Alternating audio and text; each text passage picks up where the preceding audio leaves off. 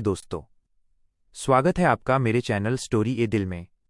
मुझे पूरी आशा है कि आपको मेरी ये नई कहानी माफिया की जिद बहुत पसंद आएगी।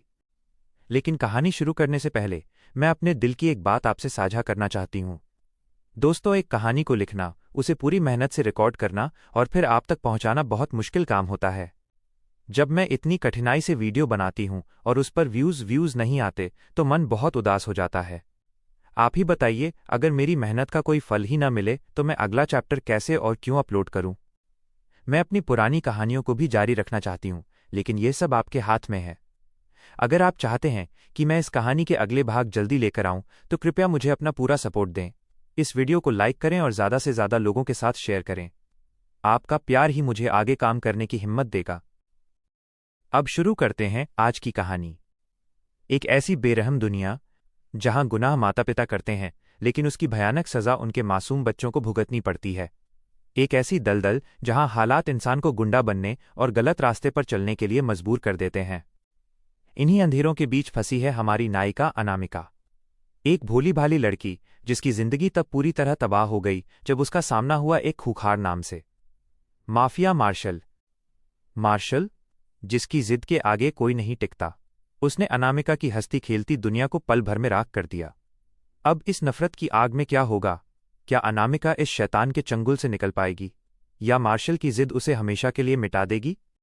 पूरी सच्चाई जानने के लिए सुनिए मेरी इस कहानी का पहला भाग। अध्याय 1। मेरे माता पिता अच्छे इंसान थे। उन्होंने फैसले बहुत गलत किए, पर वो माता पिता बुरे नहीं थे। देखिए, समस्या ये नहीं थी कि उन्हें अपने गलत फैसलों के अंजाम का अंदाजा नहीं था। बात बस इतनी थी कि जब तक भुगतने वाले वो अकेले थे, उन्हें कोई परवाह नहीं थी। लेकिन बदकिस्मती से जिंदगी इस तरह काम नहीं करती। आप जानते हैं उन लोगों का क्या होता है जो बड़े साहूकारों और शहर के रसूखदार गुंडों का कर्ज नहीं चुका पाते? वो मार दिए जाते हैं। और उन लोगों के बच्चों का क्या होता है?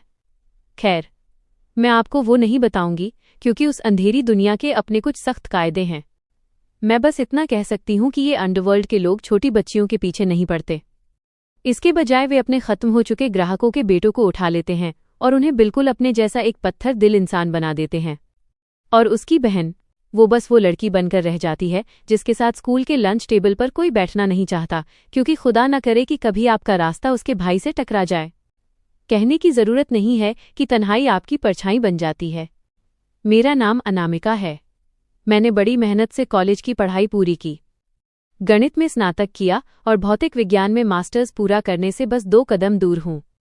लेकिन इन बड़े गैंगस्टर्स की दुनिया में आपकी मेहनत की कोई कीमत नहीं है। उन्हें इस बात से कोई फर्क नहीं पड़ता कि आपने 5.5 साल कितनी घिसी है। जब उन्हें उस छोटी सी बच्ची की जरूरत महसूस होती है जिसे उन्होंने 10 साल पहले छोड़ दिया था, तो आपकी बड़ी बड़ी डिग्रियां भी मिट्टी के बराबर हो जाती हैं। आपको लगता होगा कि ये वसूली और गैर कानूनी काम करने वाले सलाखों के पीछे होने चाहिए, लेकिन ऐसे इंसान को सजा दिलवाना नामुमकिन है जो दूसरों को अपने गुनाहों की बलि चढ़ाने में माहिर हो। तो बस यही है मेरी कहानी। कक्षा की अगली बेंच पर बैठने वाली वो अकेली लड़की, जिसे अंदाजा भी नहीं था कि उसे वही शख्स उठा ले जाएगा जिसने कभी उससे दूर रहने का वादा किया था। उसे खबर तक नहीं थी कि वो उसकी कैद में रहने के लिए चुनी जा चुकी है। मेरा नाम अनामिका है और मैं उस खूंखार साम्राज्य की अमानत हूँ। मैं पक्का फेल हो जाऊंगी। मैंने दीवार पर लगी घड़ी की ओर देखा, जिसकी टिक टिक मुझे याद दिला रही थी कि मेरे पास वक्त खत्म हो रहा है। पिछले 2 हफ्तों का ज्यादातर हिस्सा मैंने इस कठिन पेपर की तैयारी में बिताया था। हालांकि इस हफ्ते मैंने 3 बार जागने की दवाइयां ली थीं, लेकिन मन का एक कोना जानता था कि चाहे मैं कितनी भी मेहनत कर लूं, ये इम्तिहान मेरा अंत कर देगा। आखिरी सवाल को 3 मिनट तक घूरने के बाद मैंने किसी तरह हिम्मत जुटाकर एक विकल्प चुना और अपनी एग्जाम शीट समेट ली। मेरा दिल गले तक आ गया था जब मैं हिचकिचाते हुए अपने प्रोफेसर के पास पहुंची और उन्हें अपनी उत्तर पुस्तिका सौंपी। उनकी झुर्रियों वाली आंखों ने मुझे देखा और एक नरम मुस्कान दी। शायद वो जानते थे कि मेरी घबराहट के बावजूद मैं बाकी सबसे बेहतर प्रदर्शन करूंगी। वो एक भले इंसान थे, लेकिन उस पल मेरा मन कर रहा था कि मैं उन पर चिल्ला पड़ूं। अपनी झुंझलाहट को छुपाते हुए मैंने उन्हें एक अधूरी मुस्कान दी और वहां से निकल गई। मैं काबिल हूं, मुझे पता है। स्कूल से लेकर अब तक मैंने हर पढ़ाई और हर परीक्षा को खेल की तरह पार किया है। अच्छे अंकों के साथ मैंने अपनी डिग्री पूरी की और अब मैं मास्टर्स खत्म करने के आखिरी दौर में हूँ। 24 साल की उम्र में मैं अपने परिवार की पहली और इकलौती लड़की हूँ जिसने इतनी पढ़ाई की है। हालांकि इन सब का अब कोई मतलब नहीं रह गया है, क्योंकि ये सब बताने के लिए मेरे पास सिर्फ मेरा सख्त मिजाज बड़ा भाई है, अगर वो कभी घर वापस आए तो। दिसंबर की ठंडी रात की हवा मेरे भूरे बालों को सहला रही थी जब मैं बस स्टॉप की ओर बढ़ी। रात के 8:30 बज रहे थे। बस आई और मैं सबसे पहले खाली मिली सीट पर जाकर बैठ गई। कानों में ईयरफोन लगाए और अपना मनपसंद संगीत सुनते हुए मैं बस के झटकों के साथ खुद को शांत करने लगी। रात के 9 बजने ही वाले थे जब मैं अपने अपार्टमेंट के सामने बस से उतरी। मैंने अपने हुडी को सिर पर चढ़ा लिया और बैग कंधे पर लटकाए तेजी से अपने घर के अंदर आ गई। दरवाज़ा अंदर से बंद करते ही मैंने लाइट जलाई। ये एक छोटा सा कमरा था, पर मुझ जैसी अकेली लड़की के लिए काफ़ी था। शायद मैं हमेशा ऐसी ही रहूंगी। अकेलेपन के ख्याल ने एक ठंडी आह भर दी। जब मैं छोटी थी तब से यही हाल है। मैं कहीं भी जाऊं, जहां भी दोस्त बनाऊं, मेरा भाई ठीक वक्त पर वहां पहुंच जाता और धीरे धीरे मेरे सारे दोस्त मेरा साथ छोड़ देते। मैंने अपना फ़ोन बाथरूम के काउंटर पर रखा और शीशे में खुद को देखा। मेरी आंखों के नीचे थकान के घेरे साफ थे और ठंड की वजह से मेरी नाक और गाल लाल हो गए थे, वरना मेरी पीली पड़ चुकी त्वचा मुझे अंदर से उतना ही मुर्दा दिखाती जितना मैं महसूस कर रही थी। मैं उदास हूं और मुझे पता है क्यों। पिछले 10 सालों से मैं इसी बोझ के साथ जी रही हूं, जिसका नाता मेरे माता पिता की उस खौफनाक मौत से है। मैंने नल खोला और ठंडे पानी के छींटे अपने चेहरे पर मारे। वो ठंडा एहसास मेरी पलकों को सुकून दे रहा था। पानी बंद करके मैंने पास रखे तौलिए से अपना चेहरा पोंछा। फिर मैंने बिस्तर के पास रखे उस छोटे से बॉक्स और लाइटर को उठाया। तौलिया बिस्तर पर फेंकते हुए मैंने बालकनी के दरवाजे खोले और बाहर के उस घने अंधेरे को देखने लगी। अध्याय 2। बालकनी के दरवाजे का पीतल का हैंडल मेरी हथेलियों में बर्फ की तरह ठंडा महसूस हो रहा था। जैसे ही मैंने उसे घुमाया और बाहर कंक्रीट के फर्श पर कदम रखा, ठंडी हवा ने मेरा स्वागत किया। मैंने अपने कांपते हाथों से अपनी जेब में रखा वो छोटा सा बॉक्स निकाला और उसे खोल दिया। अंदर एक करीने से लपेटी हुई सिगरेट रखी थी, वही जिसे मैंने आज दोपहर इम्तिहान के लिए निकलने से पहले ही तैयार कर लिया था। आज शुक्रवार की रात है। वैसे तो मेरा खर्चा मेरी स्कॉलरशिप और आर्थिक मदद से निकल जाता है, लेकिन हफ्ते भर का मानसिक बोझ उतारने के लिए मुझे इस धुएं के सहारे की जरूरत पड़ती है। हर शुक्रवार की शाम मैं यहाँ इस बालकनी में आती हूँ और खुद को इस धुएं में इतना डुबो देती हूँ कि मेरा दिमाग सुन्न हो जाए। मेरे लिए यही आसान है, इसी तरह मैं खुद को जिंदा रख पाती हूँ। मैंने उसे अपने होठों के बीच दबाया और लाइटर जलाया। एक छोटा सा गहरा कश खींचते ही धुआं मेरे फेफड़ों में भर गया, जिसने मेरे सीने में उठ रहे उस भारीपन को तुरंत हल्का कर दिया। मैंने अपनी आंखें मूंद लीं और कानों में बज रहे संगीत की धुन पर धीरे धीरे उस धुएं को बाहर निकाला। मैं तुझसे बहुत प्यार करता हूँ गुड़िया। अचानक मेरे भाई की आवाज़ मेरे कानों में गूंज उठी। यादों के आते ही मेरी आंखों के किनारे भीगने लगे। जब से मैं इस छोटे से शहर में अपनी पढ़ाई के लिए आई हूँ और वो उनके साथ चला गया है, तब से हर रात की यही कहानी है। वो दिन मुझे आज भी कल की तरह याद है और वही एक याद मुझे रातों को सोने नहीं देती। मैं खुद से नफरत करती हूँ क्योंकि मैं जानती थी कि ये होने वाला है। मैं बस दिखावा करती रही कि सब ठीक है। मैं इस बात से मुंह फेरती रही कि मेरे भाई के पास जो वक्त था उसकी घड़ी की सुइयां अब खत्म होने वाली हैं। पर सच तो ये था कि मैं जानती थी। मुझे अच्छी तरह याद है जब मेरी आंखों के सामने मेरे माता पिता को गोलियों से भून दिया गया था, तब सारी जिम्मेदारी उसी के कंधों पर आ गई थी। उसे अपनी स्कूल की पढ़ाई बीच में ही छोड़नी पड़ी ताकि वो काम कर सके और घर का खर्च चला सके।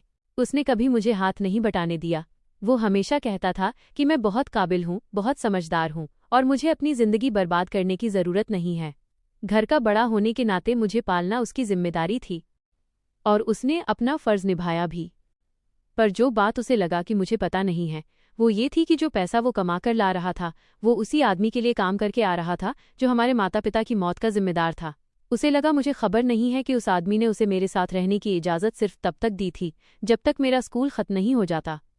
और वो रात उसकी मेरे साथ आखिरी रात होने वाली थी।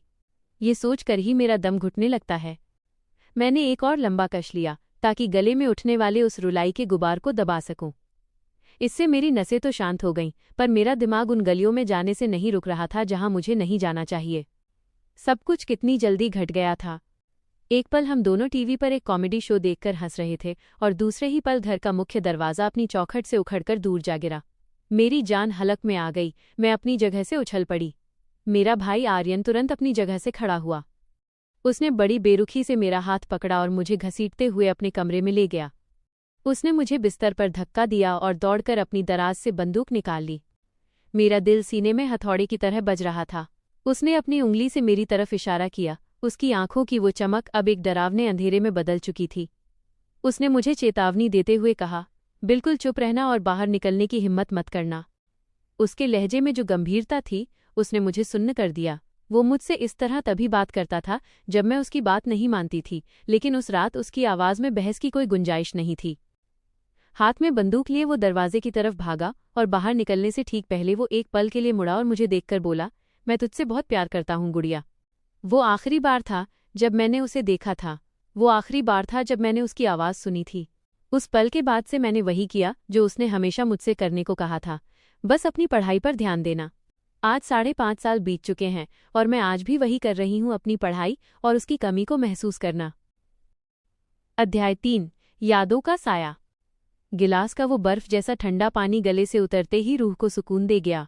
कमरे की हवा में अभी भी उस धुएं की महक घुली हुई थी जो अब मेरे लाल स्वेटर की सिलवटों में बस चुकी थी।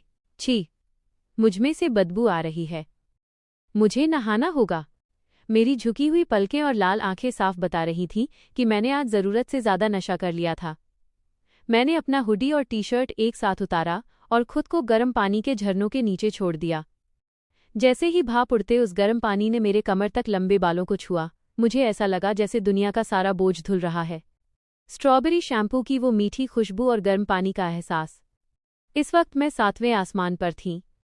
नहाने के बाद मैंने अपनी पसंदीदा कोको बटर लोशन से अपनी त्वचा को नमी दी, उन पानी की बूंदों की परवाह किए बिना जो मेरे गीले बालों से टपक रही थीं। आज तो खाने में मज़ा आ जाएगा। मैं किसी बेवकूफ़ की तरह मुस्कुरा रही थी क्योंकि मैं उस चिकन विंग्स और फ्राइज़ के ऑर्डर का बेसब्री से इंतज़ार कर रही थी जो मैंने मंगाया था। मैंने जल्दी से अपनी काली लेगिंग्स, एक ढीली पीली टी-शर्ट और गाय के प्रिंट वाले वो नरम मोज़े पहने। मैं बार बार अपने फ़ोन की स्क्रीन पर डिलीवरी ऐप को देख रही थी। जैसे ही मैंने देखा कि डिलीवरी वाला मेरी बिल्डिंग की गली में मुड़ चुका है, मेरी खुशी का ठिकाना न रहा। यस, मैं खुशी से चहकी और फ़ोन बाथरूम में ही छोड़कर दरवाजे की तरफ भागी। जैसे ही मैं दरवाजे के पास पहुंची, बाहर दस्तक हुई। टक टक। मेरे चेहरे पर एक बड़ी सी मुस्कान थी। मैंने बिना सोचे समझे हैंडल घुमाया और दरवाज़ा खोल दिया। मुझे लगा सामने डिलीवरी वाला लड़का होगा, लेकिन जैसे ही मेरी नज़र सामने वाले शख्स पर पड़ी, मेरा दिल सीने में जैसे जम गया। मेरी धड़कनें रुक गईं। तुम? उसकी वो सुनहरी भूरी गोल्डन ब्राउन आंखें। उन्होंने मुझे देखते ही जैसे जकड़ लिया। मेरी रीढ़ की हड्डी में एक सिहरन दौड़ गई। एक पल के लिए वक्त ठहर गया और मैं वापस उसी पुरानी खौफनाक याद में फिसलती चली गई। जब मैंने उसे आखिरी बार देखा था, तब मैं सिर्फ 18 साल की थी। स्कूल खत्म होने में कुछ ही महीने बाकी थे। भाई ने कहा था कि वो रात भर काम में बिजी रहेगा और मुझे घर पर ही रहने की सख्त हिदायत दी थी, पर मेरा मन चॉकलेट खाने का था और मैंने उसकी बात काटकर पास वाले पेट्रोल पंप के स्टोर पर जाने का फैसला किया। शायद बदकिस्मती मेरा साया बनकर चलती थी। मैं उस स्टोर में खड़ी 2 चॉकलेट बार के बीच उलझी हुई थी। आखिरकार मैंने तय किया कि आज मैं दोनों खाऊंगी और साथ में नारियल वाली चाय भी पीऊंगी, रात भर जागकर अपना पसंदीदा शो देखने का सही इंतजाम। मैं स्टोर के पिछले हिस्से में रखे फ्रिज की तरफ बढ़ी। जैसे ही मैंने फ्रिज का चांदी जैसा हैंडल पकड़ने के लिए हाथ बढ़ाया, एक मजबूत हाथ ने मेरी बाजू पकड़ी और मुझे खींचकर पीछे वाले गलियारे में ले गया। इससे पहले कि मैं चीख पाती, एक हाथ ने मेरा मुंह कसकर दबा दिया। मेरी सांसें रुक गईं और मेरी फटी हुई आंखें ठीक उन्हीं सुनहरी भूरी आंखों से जाकर टकराईं। उसने बहुत धीरे से मेरे कान में फुसफुसाया था, शुआ, चुप रहो। आज वही आंखें, वही खूबसूरत और डरावनी सुनहरी भूरी आंखें फिर से मेरे सामने थीं। सब कुछ बिल्कुल वैसा ही हो रहा था। इससे पहले कि मैं कुछ बोल पाती, उसका एक हाथ मेरे सिर के पीछे पहुंचा और दूसरे हाथ ने मेरा मुंह मजबूती से दबा दिया। वो बिना पूछे मेरे घर के अंदर दाखिल हो गया। मेरा दम फूलने लगा। मैंने देखा कि उसके पीछे लेदर जैकेट पहने 2 और आदमी अंदर आए और उन्होंने शांति से दरवाज़ा बंद कर दिया। एक पल के लिए मुझे लगा कि शायद मैं मतिभ्रम हेलुसिनेट का शिकार हूँ। शायद मैंने जो नशा किया था वो सिर्फ नशा नहीं था। मैंने खुद को समझाने की कोशिश की कि ये सच नहीं है, पर बदकिस्मती से ये हकीकत थी। जब मेरी पीठ दीवार से जा टकराई तो मैंने अपने हाथों से उसकी मजबूत बाजू को धक्का देने की कोशिश की, पर वो अपनी जगह से टस से मस नहीं हुआ। मैंने चिल्लाने की कोशिश की, पर मेरी आवाज़ उसके हाथ के नीचे ही दम तोड़ गई। अभी नहीं, मेरी गुड़िया। उसने अपनी जबान से तस तस की आवाज़ निकाली, जैसे किसी बच्चे को चुप कराते हैं। उसकी आंखों में एक चेतावनी थी, लड़ना बंद करो। ठीक है, बस मुझे चोट मत पहुंचाना। मेरे गले से एक दबी हुई सिसकी निकली। मैंने हार मान ली और अपने कांपते हुए हाथ ऊपर उठा दिए। मैंने सरेंडर कर दिया, बिल्कुल उसी दिन की तरह। उस दिन भी मैंने हार मान ली थी, ये जाने बिना कि वही शख्स मेरी जान बचाने वाला था। उस पुरानी याद में उसने अपनी नज़रों से कैश काउंटर की तरफ इशारा किया था। मैंने देखा था कि 2 नकाबपोश आदमी बंदूक ताने कैशियर के सामने खड़े थे। कैशियर के सिर पर बंधी भूरी पगड़ी उसके कांपते हाथों के साथ हिल रही थी जब उसने डरते हुए पैसों का गल्ला खोला। जल्दी कर साले, उन नकाबपोशों ने उस डरे हुए आदमी पर चिल्लाते हुए कहा था। और आज वही खौफ, वही चेहरा और वही आंखें मेरे बेडरूम के सन्नाटे में वापस लौट आई थीं। अध्याय 4, यादों के पन्ने। माफ कर दो, मुझे माफ कर दो। उस गरीब कैशियर की चीखें आज भी मेरे कानों में गूंजती हैं। अपनी भारी भारतीय आवाज में वो गिड़गिड़ा रहा था। हाथ हवा में उठाए वो पीछे हट गया ताकि वे दोनों लुटेरे गल्ले से सारा पैसा निकाल सकें। पर उन दरिंदों के लिए इतना काफी नहीं था। सब कुछ मिल जाने के बाद भी उस अपराधी ने, जिसके साथी ने गल्ला खाली किया था, बिना किसी रहम के उस बेगुनाह कैशियर के सीने में गोलियां उतार दीं। मेरा शरीर अपने आप कांप उठा। मेरी आंखों के किनारों पर जमा आंसू अचानक बह निकले जब मैंने उस आदमी को सख्त फर्श पर गिरते देखा। मैं उस अजनबी की पकड़ में थर-थर कांप रही थी जो मुझे दीवार से सटाए चुप रहने का इशारा कर रहा था। उसकी नजरें उन दोनों लुटेरों पर जमी थीं। उसने मेरी बाजू से हाथ हटाया और अपनी काली लेदर जैकेट के अंदर हाथ डाला। स्टोर की ट्यूबलाइट की रोशनी उस चमकदार चांदी की पिस्तौल पर पड़ी जिसे उसने बड़ी मजबूती और स्थिरता से थाम रखा था। वह तैयार था। उसकी उंगली ट्रिगर पर थी। जैसे ही वे लुटेरे बाहर भागे, उसने एक राहत की सांस ली। अगर मैं इतनी करीब ना होती तो शायद समझ भी न पाती कि वो भी अपनी सांसें रोके खड़ा था। उसने मुझे संभलने का मौका तक नहीं दिया।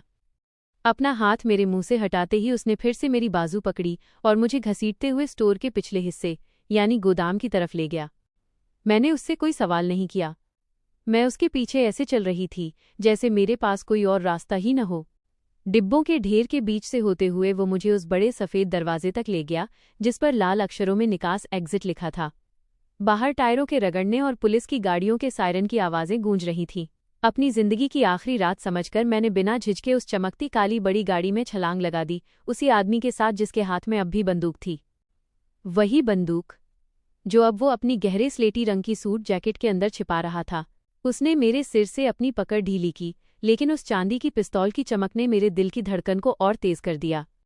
मुझे तुम्हें ये बताने की जरूरत तो नहीं है कि चीखना मत, है ना अनामिका? उसके मुंह से अपना नाम सुनकर मेरा खून जम गया। वही भारी और मर्दाना आवाज जो महीनों तक मेरे कानों में गूंजती रही थी। उस आवाज में एक ऐसा जादू था जो इंसान को सुन्न कर दे। जैसे मेरा सारा नशा एक पल में उतर गया हो। दुनिया की कोई भी चीज मेरी उखड़ी हुई सांसों को अब शांत नहीं कर सकती थी। पेट में उठती मरोड़ के बावजूद मैंने धीरे से अपना सिर हिलाया। नहीं, मैं चुप रहूंगी, खुदा की कसम। फिर भी वो हिचकिचाया। मेरी खौफजदा आंखों को गहराई से पढ़ने के बाद उसने धीरे से अपना हाथ मेरे मुंह से हटाया। मैंने मदद के लिए पुकारने की हिम्मत नहीं की। मैंने अपने हाथ नीचे किए और अपने सीने के पास उन्हें बांध लिया, जैसे खुद को इस डर से बचाने की कोशिश कर रही हूं। क्या चाहते हो तुम? मेरी आवाज उम्मीद से ज्यादा धीमी और लड़खड़ाती हुई निकली। उसके होठों पर वही पुरानी शरारती मुस्कान लौट आई, जैसे वो कहीं गई ही न हो। वो मेरा मजाक उड़ाते हुए बोला, क्या हुआ गुड़िया? मुझे लगा तुम मुझे याद कर रही होगी। उस वक्त मुझे कुछ नहीं पता था। जब मैं उसकी गाड़ी की बगल वाली सीट पर बैठी थी तो मेरा ध्यान सिर्फ उसके हाथ की बंदूक पर था। मुझे उस नई गाड़ी की खुशबू तक महसूस नहीं हो रही थी। सायरन की आवाज़ें हमारे पीछे दबती जा रही थीं, पर उसे कोई फर्क नहीं पड़ रहा था। वो रेड लाइट ऐसे पार कर रहा था जैसे ये कोई आम शुक्रवार की शाम हो। उसकी तराशी हुई जबड़े की लकीर और उसकी करीने से कटी हुई दाढ़ी। वो बीच बीच में रियर व्यू मिरर में पीछे देख रहा था। कुछ मील दूर जाने के बाद उसने गाड़ी को एक सुनसान प्लाजा की पार्किंग में 2 खाली जगहों के बीच खड़ा कर दिया। उसने हेडलाइट्स बंद कर दीं। अपनी गोद में रखी बंदूक पर उंगलियां फेरते हुए उसने गर्दन घुमाकर मेरी तरफ देखा। मुझे एहसास ही नहीं हुआ था, पर मैंने अब भी अपने हाथों में उन दोनों चॉकलेट बार को कसकर पकड़ा हुआ था। उसने देख लिया। वो बिल्कुल बेफिक्र था। उसने अपनी बंदूक वापस जैकेट के अंदर रखी और अपना हाथ मेरी तरफ बढ़ाया। मैं डर के मारे पीछे हटी। मेरी आंखें उसके हाथ पर थीं, जिसने अचानक मेरे हाथ से एक चॉकलेट छीन ली। मैंने उसे रैपर फाड़ते हुए और चॉकलेट का एक बड़ा टुकड़ा खाते हुए देखा। उसने सिर हिलाते हुए चॉकलेट का स्वाद लिया। बढ़िया पसंद है तुम्हारी। काफी देर तक सन्नाटा रहा। मैं उसे नहीं जानती थी। मुझे नहीं पता था कि उसका अगला कदम क्या होगा। मुझे आर्यन भैया की बात माननी चाहिए थी। मुझे घर पर ही रहना चाहिए था। जब उसने चॉकलेट खत्म होने वाली थी तब मैंने दबी आवाज में पूछा, तुम कौन हो? वही जिसने अभी तुम्हारी जान बचाई है, उसने बड़े घमंड के साथ कहा। उसकी आवाज में एक अजीब सी ठसक थी। और तुम कौन हो? उसने अपनी भौहें चढ़ाते हुए चॉकलेट के टुकड़े से मेरी तरफ इशारा किया। हालांकि मेरा रोम रोम कह रहा था कि गाड़ी से कूदो और भाग जाओ, पर मेरे कौतूहल क्यूरियोसिटी ने डर को दबा दिया। अनामिका, मैंने धीरे से कहा। मेरा नाम अनामिका खन्ना है। मैंने देखा, उसकी आंखों में एक चमक सी कौंधी। आर्यन खन्ना से कोई रिश्ता है? लो, शुरू हो गया। वो मेरा भाई है, मैंने कबूल किया। मुझे डर था कि ये सुनकर वो मुझे गाड़ी से बाहर फेंक देगा, जैसा अक्सर लड़के करते थे, लेकिन साथ ही मुझे गर्व भी महसूस हुआ कि भैया का नाम इतना वजन रखता है। हैरानी की बात यह थी कि उसके चेहरे के सख्त भाव नहीं बदले। इसके बजाय उसने धीरे से कहा, दिलचस्प। उसके गले से एक फीकी हंसी निकली। अनामिका, उसने मेरा नाम ऐसे लिया जैसे वो उसे चख रहा हो। प्यारा नाम है, तुम पर जंचता है। जब उसने चॉकलेट का आखिरी टुकड़ा खाया तो मैंने उसे गौर से देखा। पहली बार मैंने उसे सच में देखा था। उसकी लंबी पलकें उसकी आंखों की गहराई को और बढ़ा रही थीं। उसके होंठ कुदरती तौर पर गुलाबी थे और उसके रेशमी काले बाल सलीके से एक तरफ संवरे हुए थे। उसकी सफ़ेद टी शर्ट उसकी कसरती छाती पर कसी हुई थी। क्या ये कोई विदेशी है या यहीं का? तुम्हारा नाम क्या है? मैंने पूछा जब उसके हाथों में रैपर के मुड़ने की आवाज़ आई। वो रुका। उसकी नज़रें मुझ पर जम गईं। कुछ पलों तक उसने कुछ नहीं कहा। मुझे लगा वो जवाब नहीं देगा, पर फिर उसने वो मुड़ा हुआ रैपर नीचे रखा और मेरी आंखों में देखकर बोला, मार्शल। उसका नाम सुनकर मुझे लगा वो शायद कोई ईसाई या एंग्लो इंडियन होगा, पर मैं गलत थी। वो सिर्फ उतना नहीं था जितना दिख रहा था, और बदकिस्मती से जब तक मुझे सच्चाई पता चली तब तक बहुत देर हो चुकी थी। अध्याय 5। बेबसी का घेरा। मैं अपने बिस्तर के कोने पर बैठी थी, घबराहट में अपने हाथ की उंगलियों को मसल रही थी। मेरा पैर अनियंत्रित होकर फर्श पर थिरक रहा था, जैसे कोई पुरानी मशीन चल रही हो। मेरा दिल अभी भी उस खौफ से बाहर नहीं निकल पाया था। इसकी तेज धड़कनें गवाही दे रही थीं कि डर मेरी खाल से एक दूसरी परत की तरह चिपक गया है। ऐसा लग रहा था जैसे अभी कुछ ही सेकंड पहले मैं उस सुकून भरी जिंदगी में थी जिसे मैंने बड़ी मुश्किल से बनाया था, लेकिन अब मैं उस सुनामी के बीच फंसी एक नाव की तरह हूं जिसका कोई किनारा नहीं। मैंने कभी नहीं सोचा था कि मैं ये दुआ करूंगी कि काश मेरा नशा थोड़ा कम होता। समस्या ये नहीं थी कि मैं होश में नहीं थी, समस्या ये थी कि नशे की हालत में मेरा दिमाग डरावनी बातों को और भी बड़ा करके दिखा रहा था। क्या ये मुझे जान से मारने आया है? मार्शल ने रसोई से एक स्टूल घसीटा जिसकी आवाज मेरे कानों में चुभ गई। उसने उसे मुझसे महज 2 फीट की दूरी पर रखा और उस पर बैठ गया। उसकी सख्त नजरें मुझ पर जमी थीं। उसने अपने पैर फैलाए और अपनी चांदी की पिस्तौल को अपनी गोद में टिका लिया। शांत हो जाओ गुड़िया, वो हल्के से बुदबुदाया। उसकी नजरें मेरे कांपते हाथों पर पड़ीं। मैं यहां तुम्हें चोट पहुंचाने नहीं आया हूं, मुझे बस तुमसे कुछ सवाल पूछने हैं। बकवास, सरासर झूठ। मैंने थूक गटका और अपनी भौहें सिकोड़ते हुए उसकी आंखों में देखा। तो फिर ये बंदूक क्यों? मैंने हिम्मत जुटाकर पूछा। मैं उसे ये जाहिर नहीं होने देना चाहती थी कि मैं अंदर से पूरी तरह टूट चुकी हूं। उसके होठों के कोने थोड़े से मुड़े। मुझे लगा वो कोई कड़वी बात कहेगा, लेकिन उसने हार मानते हुए अपने हाथ उठाए और बंदूक को वापस अपनी जैकेट के अंदर छिपा लिया। माफ करना, पुरानी आदत है, उसने एक घटिया बहाना बनाया। अपनी आंखों के कोने से मैंने देखा कि उसके साथ आए 2 आदमी दरवाजे पर खड़े थे। काली पैंट, लेदर जैकेट और भारी जूतों में वे किसी मशीन की तरह खड़े अपने मालिक के हुक्म का इंतजार कर रहे थे।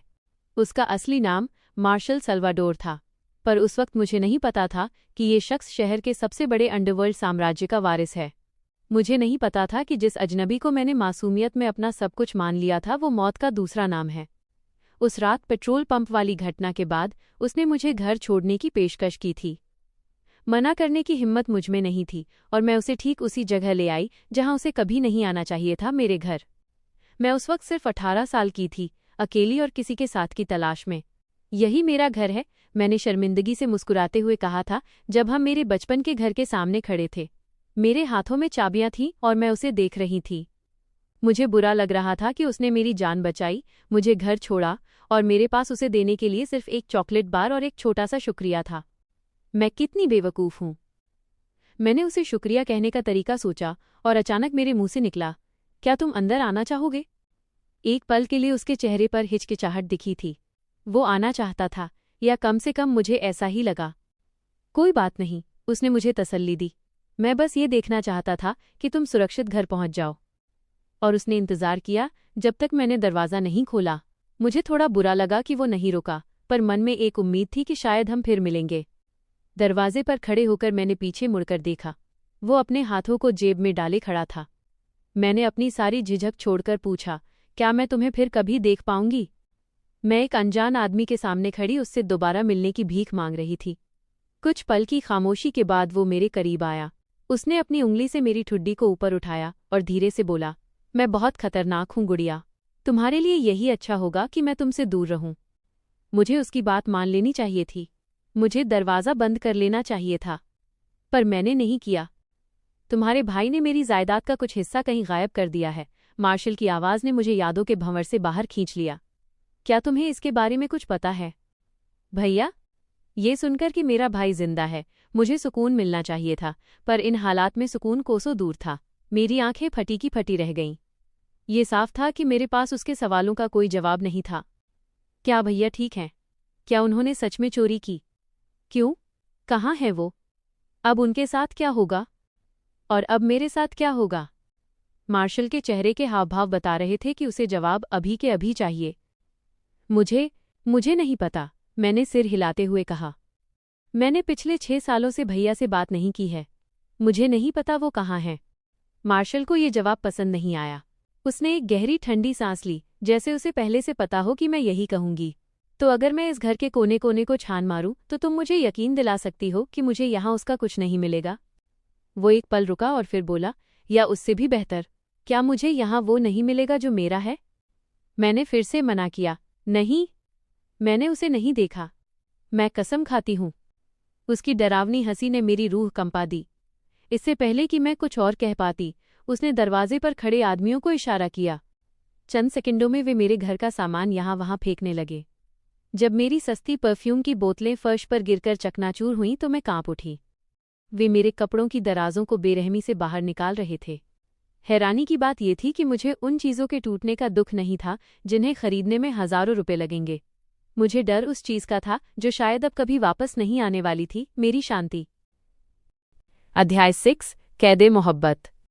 कमरे में सन्नाटा तब टूटा जब मेरी अलमारी से एक विशालकाय, गंज सिर वाला आदमी बाहर निकला। उसके हाथों में भूरे रंग का चमड़े का एक डफल बैग था। हड़बड़ाहट में टेबल पर रखी खुशबूदार मोमबत्ती गिर गई और उसकी पिघली हुई मोम मेरे कालीन को गंदा करने लगी, पर उस वक्त मुझे इस नुकसान की कोई परवाह नहीं थी। हे भगवान! मेरी आंखें फटी की फटी रह गईं जब उसने वो भारी बैग मेरे पैरों के पास पटका। मार्शल और मेरे बीच की खाली जगह पर झुककर उसने एक झटके में जिप खोली। अंदर नोटों की गड्डियों का ढेर लगा था, लाखों, शायद करोड़ों रुपए। अगर मेरा दिल पहले तेज धड़क रहा था तो अब वो सीने को चीरकर बाहर आने को बेताब था। मेरी हथेलियों पर पसीना आ गया और मेरी सांसें उखड़ने लगीं। दहशत के मारे मैंने मार्शल की तरफ देखा, जिसकी आंखें अब और भी गहरी और डरावनी हो गई थीं। वो स्टूल से खड़ा हुआ, अपनी जैकेट ठीक की और उसकी नज़रों ने जैसे मेरे वजूद को छलनी कर दिया। तुम्हें पता है अनामिका, मार्शल की आवाज़ पूरे कमरे में गूंजी, मुझे झूठे लोगों से सख्त नफरत है। मेरी आवाज़ लड़खड़ा रही थी। गला सूख चुका था। मैंने दरवाजे की तरफ देखा और मन ही मन हिसाब लगाने लगी कि क्या मैं भागकर बाहर निकल सकती हूँ? क्या मैं मदद के लिए चिल्ला पाऊंगी? दरवाजे से 10 फीट पहले ही पकड़ ली जाओगी। खुद को धोखा मत दो। मार्शल ने जैसे मेरा मन पढ़ लिया। मैंने पागलों की तरह सिर हिलाते हुए मिन्नत की, मुझे नहीं पता था कि ये यहाँ है।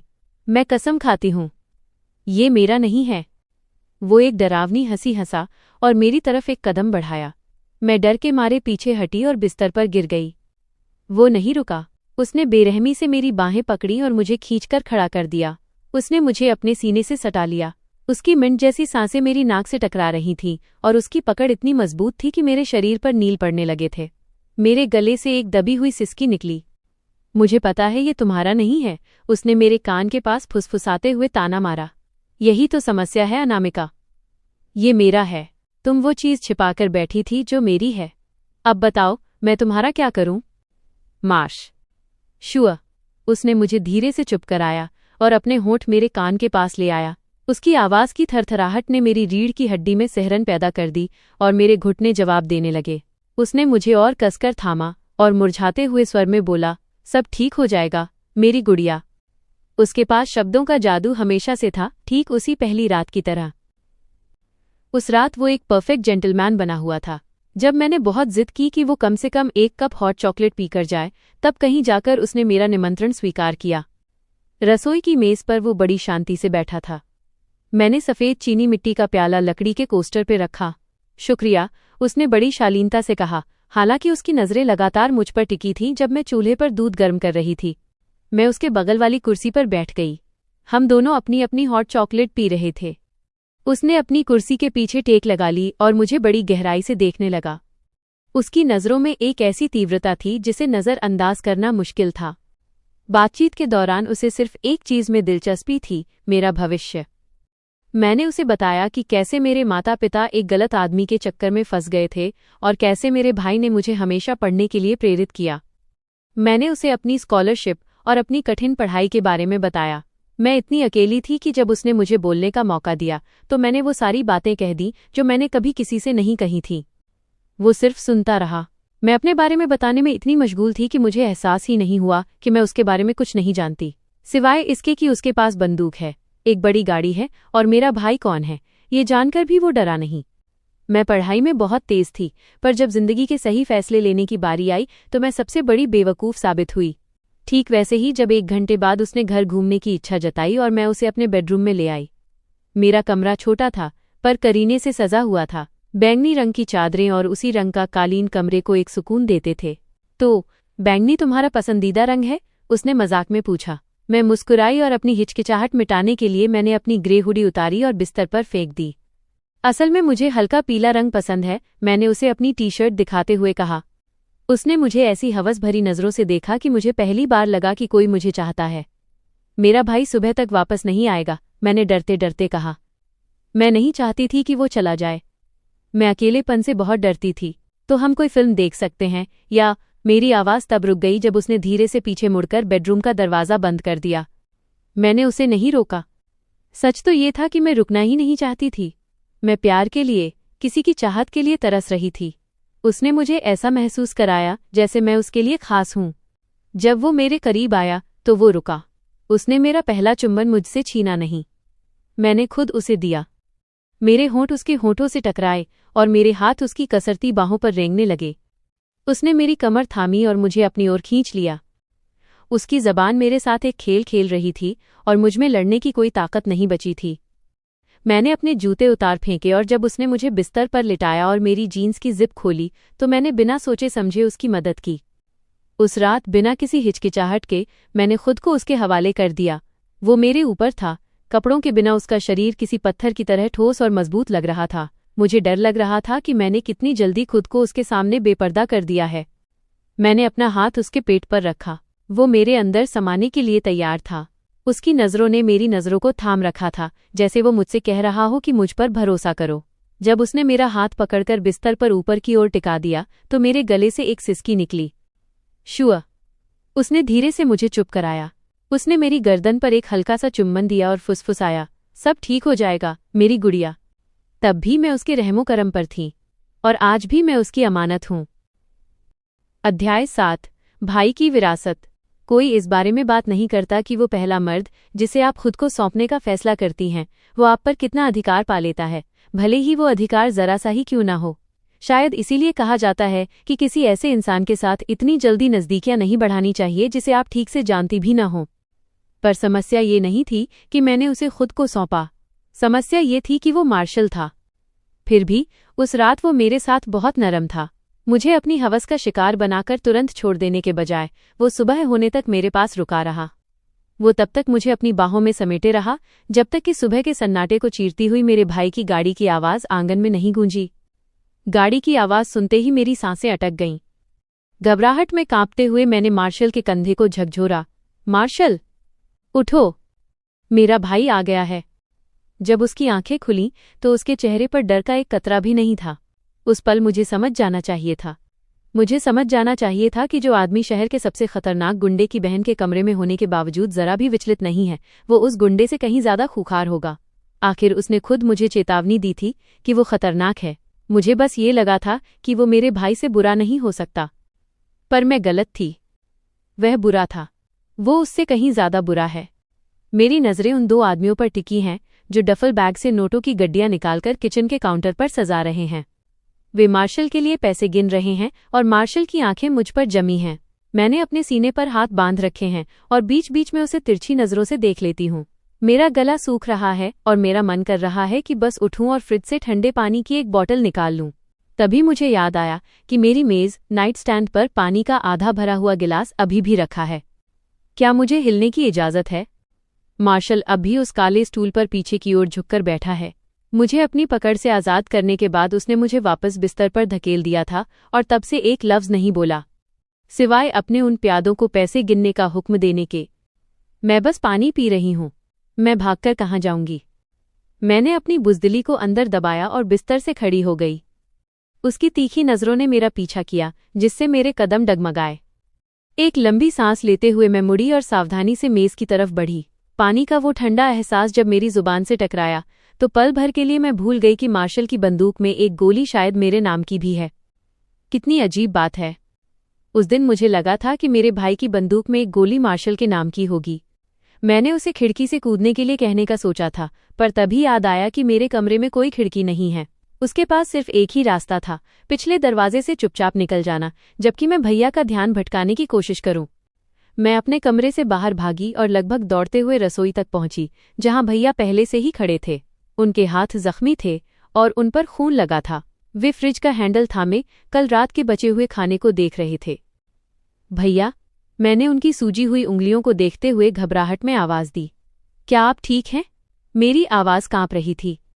उन्होंने अपनी हरी भरी आंखें उठाईं और मुझे देखा।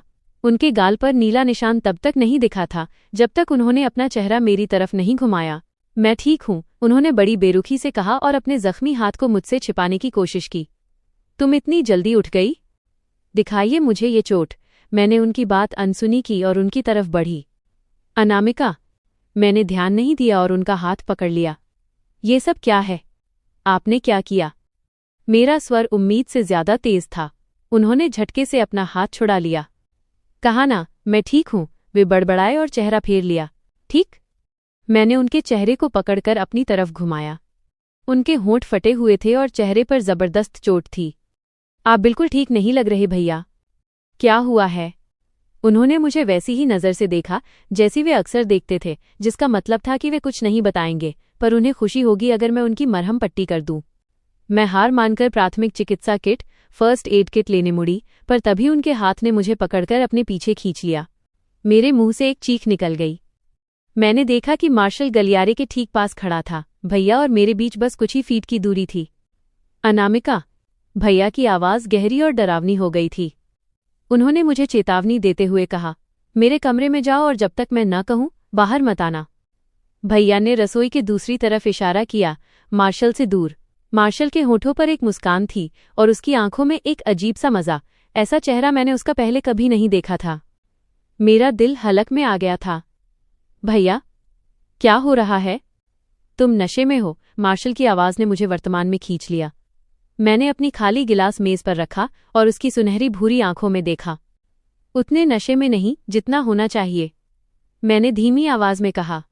मैं वापस बिस्तर पर जाकर बैठ गई। मार्शल ने मुझे गौर से देखा और पूछा, तुम्हें क्या हो गया है गुड़िया? उसके स्वर में एक अजीब सी हमदर्दी थी। तुम तो बहुत मासूम हुआ करती थी। मैं उसकी बात सुनकर हल्का सा हंसी। अपनी पुरानी नासमझी को याद करके अब सिर्फ हंसी ही आती है। कभी कभी मेरा मन करता है कि मैं उस अतीत में वापस लौट जाऊं जहां मुझे ये सब नहीं पता था जो आज पता है। अज्ञानता ही सुख है। मैंने एक ठंडी सांस ली और कहा, मैं बड़ी हो गई हूं। उस दिन के बाद मैंने दोस्त बनाना छोड़ दिया था, क्योंकि मुझे फर्क पड़ना बंद हो गया था। भाई के बिना मैं बिल्कुल अकेली थी, पर मुझे लगा कि दोबारा वही गलती करने से बेहतर है कि मैं अकेली ही रहूं। उस सुबह जब भैया अपने कमरे में आए तो उनके चेहरे पर गुस्सा साफ था। उन्होंने दरवाज़ा इतने जोर से खोला कि हैंडल दीवार से जा टकराया। जब मैं तुमसे कुछ करने को कहता हूं तो उसे किया करो, वे दहाड़े। उनकी आवाज में ऐसी नफरत थी जो मैंने पहले कभी नहीं देखी थी। मैं डर के मारे पीछे हट गई। बस कीजिए, मैंने फुसफुसाते हुए कहा। आप मुझे डरा रहे हैं। वह कमरा छोटा लगने लगा था और भैया का साया मुझ पर भारी पड़ रहा था। ये साफ था कि भैया मार्शल के बारे में मुझसे कहीं ज्यादा जानते थे। मुझे किसी के समझाने की जरूरत नहीं थी। मैं जान गई थी कि मैंने बहुत बड़ी गलती कर दी है। खौफनाक और दिल दहला देने वाला मोड़ है। यहाँ प्यार, नफरत और विश्वासघात का एक ऐसा संगम है जो रूह को कंपा देगा। अध्याय 8, खूनी सौदा। सब बर्बाद हो गया। आर्यन भाई का गुस्सा कम नहीं हुआ, बल्कि जब मैंने दबी आवाज में उससे पूछा कि वो कौन था, तो उसकी आंखों में जैसे शोले भड़क उठे। उसने गहरी सांसें लीं, मानो अपने अंदर के उस ज्वालामुखी को फटने से रोकने की कोशिश कर रहा हो। एक पल के लिए उसे लगा कि मैं मजाक कर रही हूं, पर जब उसे यकीन हो गया कि मैं सच में अनभिज्ञ हूं, तो उसके गले से एक नफरत भरी हंसी निकली। तुम उसके साथ सो गईं और तुम्हें ये भी नहीं पता कि वो कौन है। उसके शब्द किसी जहरीले बिच्छू के डंक की तरह चुभे। यह एक कड़वा एहसास था कि मैं खुद चलकर भेड़िए की मान में घुस गई थी। मुझे पता था कि मार्शल का हमारे घर के बीचों बीच खड़े होने का कोई साधारण कारण नहीं होगा, पर अपनी शर्मिंदगी से मेरा चेहरा लाल हो गया। और अगर मैं पहले शर्मिंदा थी तो अब मैं मर चुकी थी। जब भैया ने उसका पूरा नाम लिया, मार्शल सल्वाडोर, कमरे में एक भारी और दम घोटने वाला सन्नाटा पसर गया। भैया के चेहरे का रंग बदल गया। उनका गुस्सा अब एक गहरे अंधेरे में बदल चुका था। उन्होंने दांत पीसते हुए कहा, तुमने उस आदमी के बेटे के साथ रिश्ता बनाया जिसने हमारी माँ और पिताजी को मारा था। 1 करोड़ पूरे हैं बॉस। उस गंज सिर वाले आदमी की भारी आवाज ने मुझे यादों के भंवर से बाहर खींच लिया। उसने नोटों की आखिरी गड्डी डफल बैग में फेंकी। जिप बंद होने की आवाज मेरी रीढ़ की हड्डी में किसी बिजली के झटके की तरह दौड़ी। मार्शल स्टूल से उठा। उसके चेहरे पर एक अजीब सी गंभीरता थी। मुझे लगा वो अपने साथियों से बात करेगा, पर उसने ऐसा नहीं किया। इसके बजाय वो मेरी तरफ बढ़ा। इससे पहले कि मैं पीछे हट पाती, उसने मेरी बाहें पकड़ी और मुझे झटके से खड़ा कर दिया। नहीं, मैं चिल्लाई, पर सब बेकार था। उसने मुझे अपनी तरफ खींच लिया। मुझे लगा वो बंदूक निकालेगा, पर मैं तब हैरान रह गई जब उसने अपनी जेब से फ़ोन निकाला। उसने कैमरा खोला और फ़ोन हमारे सामने ऊपर कर दिया। उसने अपना चेहरा मेरी तरफ घुमाया और मेरे गाल पर अपने होंठ सटा दिए। उसने उस घिनौने पल को एक तस्वीर में कैद कर लिया, जैसे वो कोई ट्रॉफी जीत चुका हो। उसके बाद उसने मुझे वापस बिस्तर पर धकेल दिया। मेरे मुंह से एक चीख निकल गई। अब देखते हैं कि तुम्हारा भाई मेरा बाकी का पैसा कितनी जल्दी चुकाता है, उसने फ़ोन पर कुछ टाइप करते हुए कहा। मेरी आंखों में आंसू भर आए। तुम क्या कर रहे हो? मैं उसे थोड़ा उकसा रहा हूं ताकि वो मेरा पैसा लेकर जल्दी आए। पर तुम्हारे पैसे तो तुम्हारे पास हैं, मैंने बहस की। उसने अपनी भौहें चढ़ाईं और मुझे ऐसे देखा जैसे मैं कोई नादान बच्ची हूं। नहीं अनामिका, देखो, जब कोई मुझसे चोरी करता है तो चाहे पैसा वापस मिल जाए, उसे मुझे उसका दोगुना और हर दिन का 50% ब्याज देना पड़ता है। क्या? उसने फ़ोन मेरी तरफ लहराया। तुम तो गणित में होशियार हो। बताओ मुझे, मेरी गुड़िया। उसने अपनी आवाज़ को और गहरा किया। उसे ये बैग लेकर गायब हुए 2 दिन हो चुके हैं। अब उस पर मेरा कुल कितना बकाया है? तुम पागल हो, मैंने घृणा से कहा। गलत जवाब अनामिका। मेरी नफरत उसे और भी मज़ा दे रही थी। उसने चिढ़ाते हुए फिर पूछा, तुम कर सकती हो? बताओ, उसे अब कितने पैसे देने हैं? मैंने अपना जबड़ा कस लिया। मैं उसे जवाब देकर कोई खुशी नहीं देना चाहती थी, पर जैसे ही उसने अपनी जैकेट से अपनी पिस्तौल निकाली, मैं कांप गई और बुदबुदाई, 4.5 करोड़। उसकी आंखों में एक चमक आई। शाबाश, मेरी होशियार लड़की। मुझे यकीन नहीं हो रहा था कि भैया मेरे साथ ऐसा कर सकते हैं। क्या वो सच में मेरे घर आए, पैसे का बैग यहाँ छोड़ा और बिना नमस्ते कहे चले गए? पर फिर याद आया, वो पहले भी ऐसा कर चुके थे, पर तब बात कुछ और थी और रकम इतनी बड़ी नहीं थी। भैया, आपने खुद को किस मुसीबत में डाल दिया? तभी मार्शल के फ़ोन पर एक तेज़ वाइब्रेशन हुई। मेरा दिल एक पल के लिए धड़कना भूल गया। उसने फ़ोन देखा और उसके चेहरे पर एक विजयी मुस्कान आ गई। लो, बड़े भाई का फ़ोन आ गया। मार्शल ने फ़ोन स्पीकर पर डाल दिया। इससे पहले कि मार्शल कुछ कहता, भैया की आवाज़ गरज उठी, उससे दूर रहना। सुना तुमने? मैं तुम्हें मार डालूंगा मार्शल। मैं तुम्हारी जान ले लूंगा। भैया, मैं रो पड़ी। भैया, मेरी आवाज़ मेरे गले में ही दब गई जब मार्शल ने अचानक अपनी बंदूक उठाई। उसने सीधे मेरी तरफ निशाना साधा। उसकी उंगली ट्रिगर पर थी। उसकी आंखों ने मुझे चेतावनी दी कि अगर अब एक भी शब्द बोला तो अंजाम बुरा होगा। अनामिका? भैया की आवाज में बेबसी और तड़प थी। अनामिका, सब ठीक हो जाएगा। मैं सब संभाल लूंगा। मैं वादा करता हूं। बड़े दुख की बात है, मार्शल ने अचानक कहा। अगर तुमने मुझसे चोरी न की होती तो तुम्हारी बहन इस मुसीबत में नहीं होती। मुझे मेरा पैसा चाहिए आर्यन। मैंने तुम्हारा पैसा नहीं लिया। भैया दहाड़े, मैंने वो पैसा वहीं पहुंचाया था जहां तुमने कहा था। मार्शल ने एक व्यंग्यात्मक हंसी हंसी। अजीब बात है, क्योंकि मेरे क्लाइंट को वो कभी मिला ही नहीं और मुझे वो तुम्हारी बहन की अलमारी में मिला। अब अगर तुमने चोरी नहीं की तो तुम मेरा फोन क्यों नहीं उठा रहे थे? क्यों मुझे तुम्हारी बहन तक आना पड़ा? मार्शल ने बंदूक अभी भी मुझ पर ताने रखी थी। तुम्हारे पास हफ्ते के आखिरी तक का समय है 4.5 करोड़ पहुंचाने का, वरना अगली बार मैं तुम्हारी बहन के सिर में गोली मार दूंगा। अगली बार? मार्शल ने भैया को जवाब देने का मौका भी नहीं दिया और फोन काट दिया। उसका हाथ अभी भी स्थिर था और मैं उस लोडेड बंदूक की नली को देख रही थी। वो अपने आदमियों की तरफ मुड़ा और बोला, फ्रैंक, एम्बुलेंस बुलाओ। मैं नहीं चाहता कि इसका सारा खून बह जाए। नहीं, तुम क्या? इससे पहले कि मैं कुछ समझ पाती, मार्शल ने बंदूक का रुख मेरे कंधे की तरफ किया। मेरा कलेजा मुंह को आ गया, आंखों से आंसू गिर पड़े और उस घने अंधेरे में खोने से पहले जो आखिरी चीज मैंने सुनी वो थी ठां, उसकी बंदूक के चलने की वो कान फाड़ देने वाली आवाज। अध्याय 9। पुरानी यादें, नई मुसीबतें। मशीनों की वो जानी पहचानी बीप बीप की आवाज मेरे कानों में गूंजी और मेरे गले से एक कराह निकली। मैं होश में आ रही थी। मेरी पलकें भारी थीं और खिड़की के पर्दों के बीच से आती तेज रोशनी मेरी धुंधली आंखों में चुभ रही थी। मैंने अपनी भौहें सिकोड़ी और एक गहरी सांस ली, जिससे मेरे कंधे का दर्द थोड़ा कम हुआ। जैसे ही मेरी नजरें साफ हुईं, कल रात की खौफनाक घटनाएं किसी फिल्म की तरह मेरे दिमाग में घूमने लगीं। मार्शल। अनामिका? उस जानी पहचानी आवाज को सुनकर मेरी आंखें फटी की फटी रह गईं। मैंने गर्दन घुमाकर देखा तो बिस्तर के बगल वाली कुर्सी पर आर्यन भैया खड़ा था। वह तुरंत मेरे पास आया। अनामिका? उसके स्वर में वही पुरानी ममता थी जो मुझे सुकून दे रही थी। पर तभी मुझे याद आया कि मैंने उसे पिछले 6 सालों से नहीं देखा था और जिस आदमी ने मुझे इस अस्पताल के बिस्तर पर पहुंचाया है वो उसी की तलाश में है। भैया? मेरी आवाज कांप उठी। मुझे डर था कि अगर मार्शल ने उसे यहां देख लिया तो वो उसका क्या हश्र करेगा। मैं उठने की कोशिश करते हुए लड़खड़ाई। आप यहां क्या कर रहे हैं? आपको यहां नहीं होना चाहिए। मार्शल, वो आपको। शांत हो जाओ, सब ठीक है, उन्होंने नरमी से कहा। उनका हाथ मेरे हाथ पर था और उनकी आंखों में एक अजीब सी सावधानी थी। उन्होंने मुझे बैठने में मदद की और बिस्तर के किनारे ही बैठ गए। उनकी भूरी हरी आंखें मुझे देख रही थीं और उनके हाथ ने मेरे चेहरे को सहलाया। एक पल के लिए ऐसा लगा जैसे वक्त थम गया हो। ऐसा लगा जैसे हम वापस अपने पुराने घर के उस टूटे हुए सोफे पर बैठे हों। पिछले 6 सालों में वो बहुत बदल गए थे।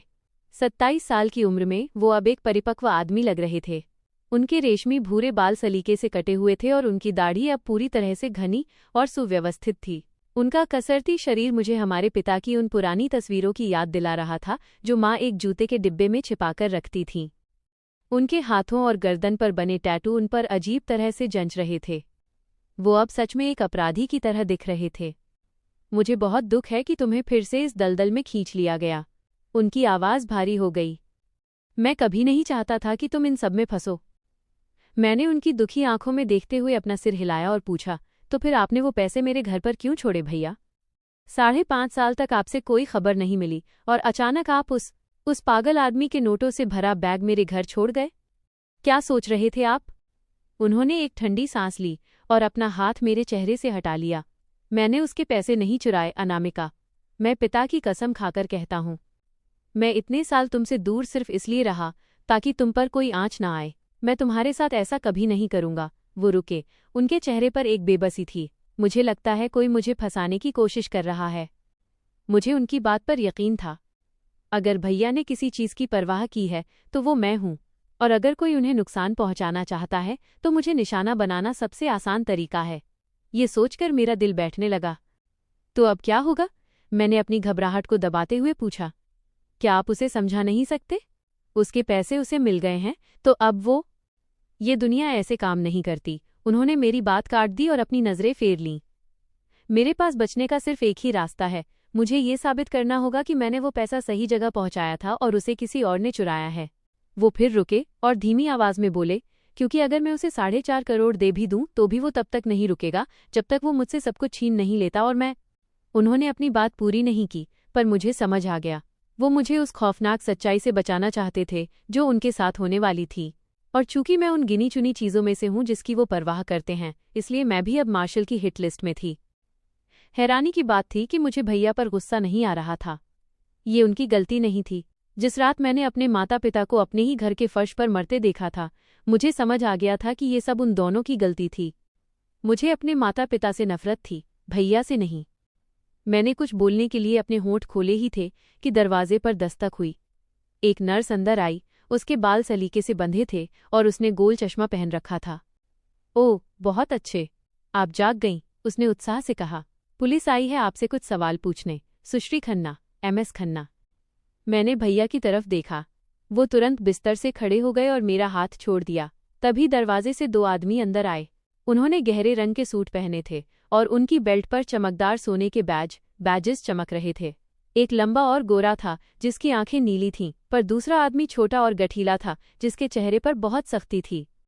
अगर आपको कुछ चाहिए हो तो मैं बाहर हूं, नर्स ने प्यार से कहा और दरवाज़ा बंद कर दिया। हालांकि मैंने कुछ गलत नहीं किया था, फिर भी मेरा दिल हलक में आ गया। मैं बिस्तर पर थोड़ा असहज होकर बैठ गई। लंबे वाले आदमी ने अपना परिचय दिया। नमस्ते सुश्री खन्ना, मैं इंस्पेक्टर सिंह हूं और ये मेरे साथी इंस्पेक्टर खान हैं। उन्होंने बगल वाले आदमी की तरफ इशारा किया। हम कल रात की घटना के बारे में आपसे कुछ सवाल पूछने आए हैं। गोली चलने की हर घटना की रिपोर्ट दर्ज करना हमारा फर्ज है। सत्यानाश। अचानक मेरा गला सूख गया। मैंने एक लंबी सांस ली और बगल में खड़े भैया की तरफ देखा जो अब पूरी तरह से सतर्क हो चुके थे। अध्याय 10, शिकारी की दस्तक। अस्पताल के उस छोटे से कमरे में सन्नाटा इतना गहरा था कि घड़ी की टिक टिक भी हथौड़े की तरह गूंज रही थी। आर्यन भैया अपनी चौड़ी छाती फुलाकर खड़ा था और इंस्पेक्टर खान को ऐसी नजरों से घूर रहा था मानो अभी उन पर झपट पड़ेगा। शानदार, बस यही कसर बाकी थी। शुरू करने से पहले मिस्टर आर्यन, इंस्पेक्टर सिंह ने अपनी नजरें आर्यन पर टिकाईं और बड़ी सावधानी से पूछा, क्या आप कुछ देर के लिए बाहर जाएंगे? हमें पीड़ित से अकेले में बात करनी है। जी नहीं, बिल्कुल नहीं, भैया ने बिना झिझके जवाब दिया। उनकी सख्त नजरें अब इंस्पेक्टर सिंह पर जमी थीं। भैया, मेरी आवाज बहुत धीमी निकली। मैंने अपना दाहिना हाथ बढ़ाकर उनके कंधे को छुआ। उनका व्यवहार पल भर में बदल गया। अपनी उन गहरी और तनावपूर्ण आंखों से मुझे देखते हुए उन्होंने कहा, मैं तुम्हें अकेला छोड़कर कहीं नहीं जा रहा। मैंने एक फीकी मुस्कान के साथ पुलिस वालों की तरफ देखा। इंस्पेक्टर खान अभी भी भैया को शक की नज़र से देख रहे थे, जबकि इंस्पेक्टर सिंह उम्मीद से ज्यादा शांत लग रहे थे। माफ कीजिएगा, मेरा भाई बस मेरी फिक्र कर रहा है, मैंने शर्मिंदगी से कहा। क्या इनका यहाँ रुकना ठीक होगा? इंस्पेक्टर सिंह थोड़े हिचकिचाए, पर उन्हें समझ आ गया कि भैया को बाहर भेजना किसी जंग लड़ने से कम नहीं होगा। उन्होंने गला साफ किया और अपनी जेब से फोन निकालते हुए कहा, ठीक है, मैं रिकॉर्ड के लिए ये बातचीत रिकॉर्ड करूंगा। क्या आपको कोई ऐतराज है सुश्री खन्ना? मैंने सिर हिलाया। उन्होंने फोन को मेरे पास वाली मेज पर रख दिया और रिकॉर्डिंग का लाल बटन दबाते हुए कहा, कृपया अपना पूरा नाम और उम्र बताएं। मैंने एक कांपती हुई सांस ली और फोन की तरफ देखते हुए कहा, अनामिका खन्ना, 24 साल। मेरी आंखों के कोने से मैंने देखा कि इंस्पेक्टर खान ने अपनी डायरी निकाली और जो मैं बोल रही थी उसे नोट करने लगे। सुश्री खन्ना, 5 दिसंबर की शाम को इस घटना से पहले आप क्या कर रही थीं? कृपया विस्तार से बताएं। छोटी से छोटी जानकारी भी हमारी जांच में मदद कर सकती है, इंस्पेक्टर सिंह ने पूछा। मुझे ज्यादा सोचना नहीं पड़ा। बस कुछ घंटे पहले की वो हताशा मुझे साफ याद थी। मैं कॉलेज में अपना क्वांटम मैकेनिक्स का फाइनल एग्जाम दे रही थी।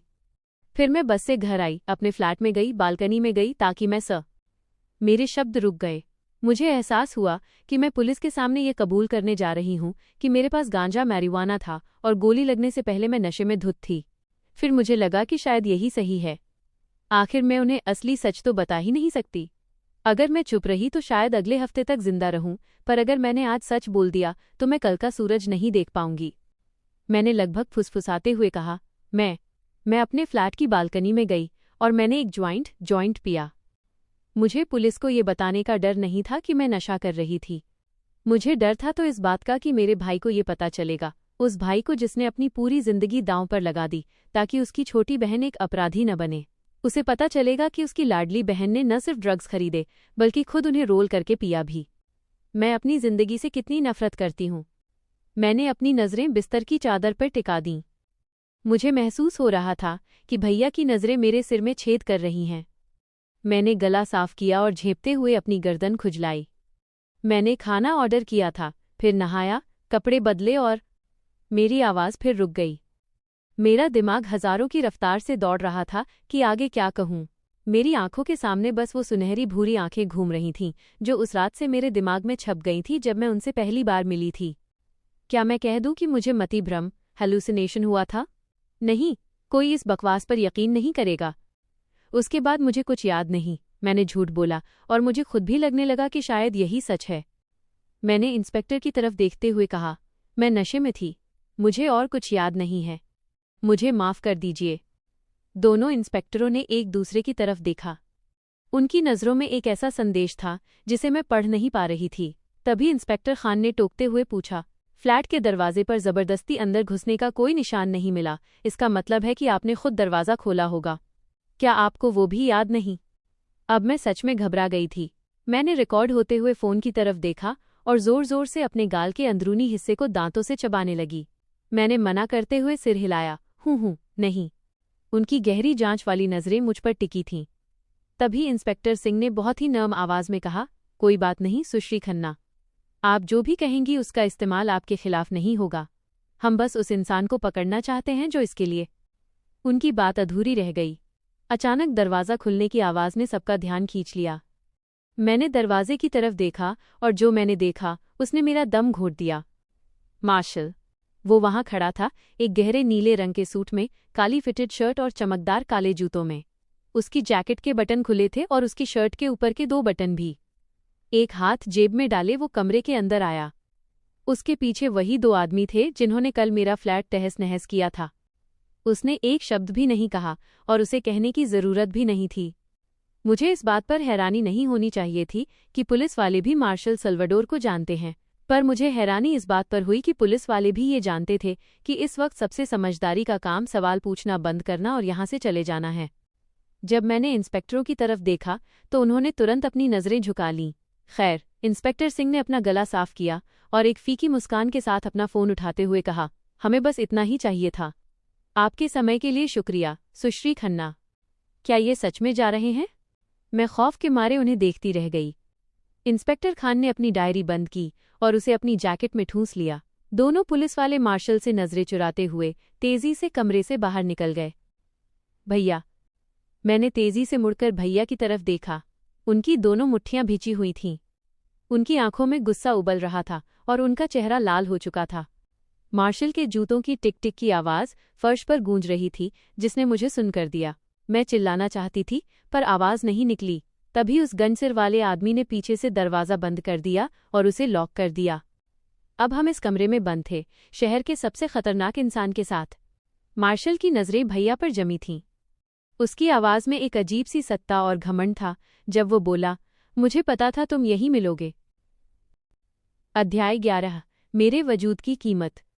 काश मैं कह पाती कि अगर मैंने कुछ अलग किया होता तो मैं आज यहाँ ना होती, लेकिन कड़वा सच तो ये है कि चाहे मैं कुछ भी कर लेती, ऐसा महसूस होता है जैसे ये सब मेरी किस्मत में पहले से ही लिखा था। शायद यही होता है जब आपके माता पिता आपके लिए गंदगी का ढेर छोड़ जाते हैं और आपको उसे साफ करना पड़ता है। मैंने अपने हाथ से बिस्तर की चादर को मुट्ठी में भींच लिया, मानो ये मुझे जमीन से जोड़े रखेगी अगर इस बार मार्शल ने सच में मेरे सिर में गोली मार दी जैसा उसने कहा था। एकदम घुटने वाली बेचैनी के साथ मेरी नज़रें उसका पीछा कर रही थीं जब वो दरवाजे से हटकर ठीक मेरे बिस्तर के पैरों के पास आकर खड़ा हो गया। मेरा दिल सीने में हथौड़े की तरह बज रहा था और जैसे जैसे मॉनिटर की बीप तेज होने लगी मुझे एहसास हुआ कि मेरी धड़कन की रफ्तार दोगुनी हो चुकी है। मेरी हथेलियां कांप रही थीं और नसों में खून किसी तूफान की तरह दौड़ रहा था। सब ठीक है, सब ठीक हो जाएगा। नहीं, कुछ भी ठीक नहीं होने वाला। मार्शल के होठों पर नाच रही वो मुस्कान और गहरी हो गई जब उसने पास लगे मॉनिटर की ओर देखा। उसने बिस्तर के सिरहाने को अपने दोनों हाथों से पकड़ लिया और मेरी नज़रों में झांकते हुए बोला, शांत हो जाओ गुड़िया, आज यहाँ किसी को चोट नहीं पहुँचने वाली। वो एक पल के लिए रुका, फिर आर्यन भैया की तरफ देखा जो गुस्से से फटने ही वाले थे, और आगे कहा, खैर तब तक नहीं जब तक तुम या तुम्हारा भाई कोई बेवकूफ़ी न कर दो। हालांकि उसकी कोई भी बात मुझे ये यकीन दिलाने के लिए काफ़ी नहीं थी कि वो या उसके आदमी हमें और नुकसान नहीं पहुंचाएंगे, पर मैं एक बात को लेकर पक्का थी, वो यहाँ कोई तमाशा नहीं करेगा। मार्शल को चीज़ें चुपचाप और सलीके से करना पसंद है, और अस्पताल जैसी सार्वजनिक जगह पर वो कुछ भी करके सबका ध्यान अपनी ओर नहीं खींचना चाहेगा। फिर भी एक पल के लिए मेरी नज़र नर्स को बुलाने वाले बटन की तरफ गई, लेकिन इससे पहले कि मैं उस तक पहुंचने की कोशिश भी करती, भैया ने जैसे मेरा दिमाग पढ़ लिया हो, उस बटन को अपने हाथ में ले लिया। उन्होंने उसे मेरी पहुंच से दूर कर दिया और बहुत ही शांति से मेरी ओर देखकर सिर हिलाया। उनकी आंखों में एक अनकही सलाह थी, चुपचाप वही करो जो कहा जा रहा है। मैंने बेबसी में अपनी भौहें सिकोड़ी, आंखों में आंसू भराए। मैंने अपनी आंखें बंद कर लीं और अपनी उखड़ती सांसों को काबू में करने की कोशिश की। मैंने अपने गाल के अंदरूनी हिस्से को दांतों से दबाया, यहाँ तक कि मुझे अपने मुंह में खून का नमकीन स्वाद आने लगा। जब मुझे लगा कि कुछ भी काम नहीं कर रहा, तो मैंने हार मानकर मॉनिटर की उस बीप बीप करती आवाज़ को बंद कर दिया। बहुत अच्छे, मार्शल की आवाज़ गूंजी। मुझे खुशी है कि हम सब एक ही बात पर सहमत हैं। उसने अपना एक हाथ बिस्तर से हटाया और जेब में डाल लिया। उसका आत्मविश्वास और उसका प्रभाव उस कमरे के सन्नाटे में भी चिल्ला रहा था। शायद ताकतवर लोगों की यही पहचान होती है, उनका एक छोटा सा इशारा भी आपको आपकी औकात याद दिलाने के लिए काफ़ी होता है। मानो या ना मानो, घर जाने के बाद मुझे इस पूरी स्थिति के बारे में सोचकर बहुत बुरा लग रहा था। उसके शब्द सुनने में बहुत ईमानदार लग रहे थे। देखिए, मैं सोच रहा था, क्या होगा अगर मैं तुम्हें तुम्हारी बहन और 4.5 करोड़ के कर्ज के साथ यहाँ से जाने दूं? वो रुका और सोच में डूबे हुए कंधे उचकाए। फिर उसने भैया की आंखों में सीधे झांकते हुए कहा, फिर मैंने सोचा कि एक इतनी खूबसूरत जवान लड़की को खिलाने, पहनाने और सुरक्षित रखने में कितना खर्च आता होगा। तो मैंने थोड़ी रिसर्च की और पता चला कि अनामिका खन्ना अपनी यूनिवर्सिटी में गणित और भौतिकी, फिजिक्स के शोध क्षेत्र में बहुत मशहूर है। वो फिर रुका और मेरी तरफ देखकर बोला, तुम्हें खुद पर गर्व होना चाहिए। उसने मेरे बारे में जानकारी निकाली।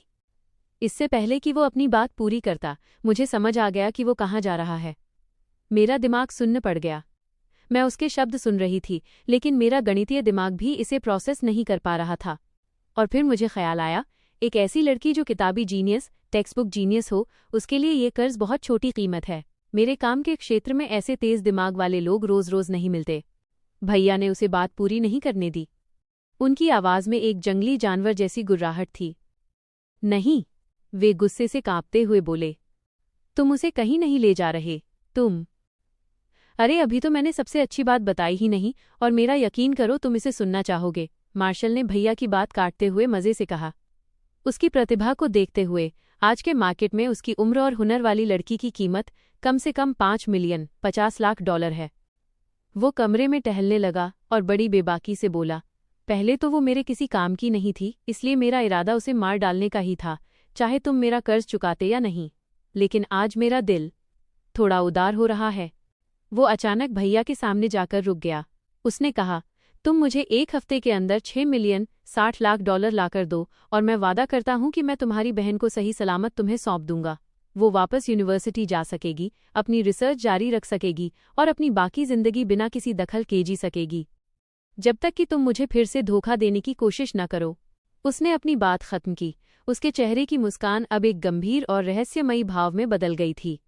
लेकिन अगर तुम पैसे नहीं ला पाए, तो 1 महीने की कीमत 10 मिलियन डॉलर हो जाएगी। मेरा दिल जैसे डूबकर पेट में चला गया। खून की कमी की वजह से जो कमजोरी महसूस हो रही थी, वो अब दहशत में बदल गई। मैं धीमी गति में मुड़ी और भैया की तरफ देखा। वे उतने ही बेबस लग रहे थे जितना मैं महसूस कर रही थी। उनके पास 60 लाख डॉलर नहीं हैं। क्या है?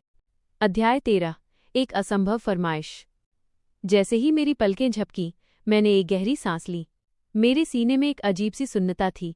मेरी खाली आंखें छत की ओर देख रही थीं, जहां सोने की परत वाली नक्काशी, कॉफर्ड सीलिंग बनी हुई थी। हालांकि ये जगह मेरे लिए पूरी तरह अनजान थी, लेकिन मेरा सुन्न दिमाग उस कंधे के दर्द को नज़रअंदाज कर रहा था, जो अब भी रह रहकर टीस मार रहा था।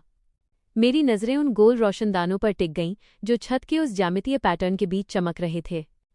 मैं तैयार नहीं थी, पर शायद मैं इसके लिए कभी तैयार हो भी नहीं पाती। भैया, जब वे पहली बार मुझे छोड़कर गए थे, तब भी मैं उन्हें अलविदा नहीं कह पाई थी। अब मुझे समझ आ रहा था कि शायद उन्होंने जानबूझकर अलविदा नहीं कहा था, क्योंकि वे जानते थे कि मेरा क्या हाल होगा। अगर आज 24 साल की अनामिका खुद को नहीं संभाल पा रही थी तो उस 18 साल की बच्ची से क्या उम्मीद की जा सकती थी? वह तो अपने इकलौते परिवार से बिछड़ने के गम में वहीं बिखर गई होती। काश वे मेरे सोने तक कम से कम मेरे पास रुक जाते। क्या उससे सब कुछ ठीक हो जाता? मेरे होठों से एक ठंडी आह निकली। मैंने अपनी गर्दन घुमाकर उन बादामी दीवारों को देखा जिन पर लगी सुनहरी पट्टियां कमरे की भव्यता को और बढ़ा रही थीं। खिड़कियों के शानदार पर्दों के बीच से आती रोशनी मेरी आंखों में चुभ रही थी। मैं एक गोल किंग साइज बिस्तर पर लेटी थी जिसकी चादरें हल्के पीले रंग की थीं। मैंने अपना सही सलामत हाथ ऊपर उठाने की कोशिश की, पर तभी मुझे अपनी कलाई पर किसी धातु का ठंडा एहसास हुआ। एक चांदी की हथकड़ी मेरी कलाई को बिस्तर के सिरहाने हेडबोर्ड से जकड़े हुए थी। तब मुझे एहसास हुआ मार्शल का इरादा मुझे तब तक बिस्तर पर रखने का नहीं था जब तक मैं उठने के लिए तैयार न हो जाऊं। उसका इरादा मुझे तब तक कैद रखने का था जब तक वो मुझे छोड़ने के लिए तैयार न हो जाए। मार्शल, उसका ख्याल आते ही मेरा खून खौल उठा। मुझे उससे नफरत थी। मुझे उसके पूरे खानदान से नफरत थी, पर सबसे ज्यादा मुझे इस बात से नफरत थी कि उसे उन जिंदगियों की रत्ती भर भी परवाह नहीं थी जिन्हें उसने और उसके बाप ने बड़ी बेरहमी से कुचल दिया था। मेरा दिल जोर जोर से धड़कने लगा। पहली बार मैंने किसी की मौत की दुआ मांगी, उसकी मौत की, पर फिर मुझे लगा कि मौत तो उसके लिए एक रहम होगा। वो शायद उससे भी बदतर किसी सजा का हकदार था।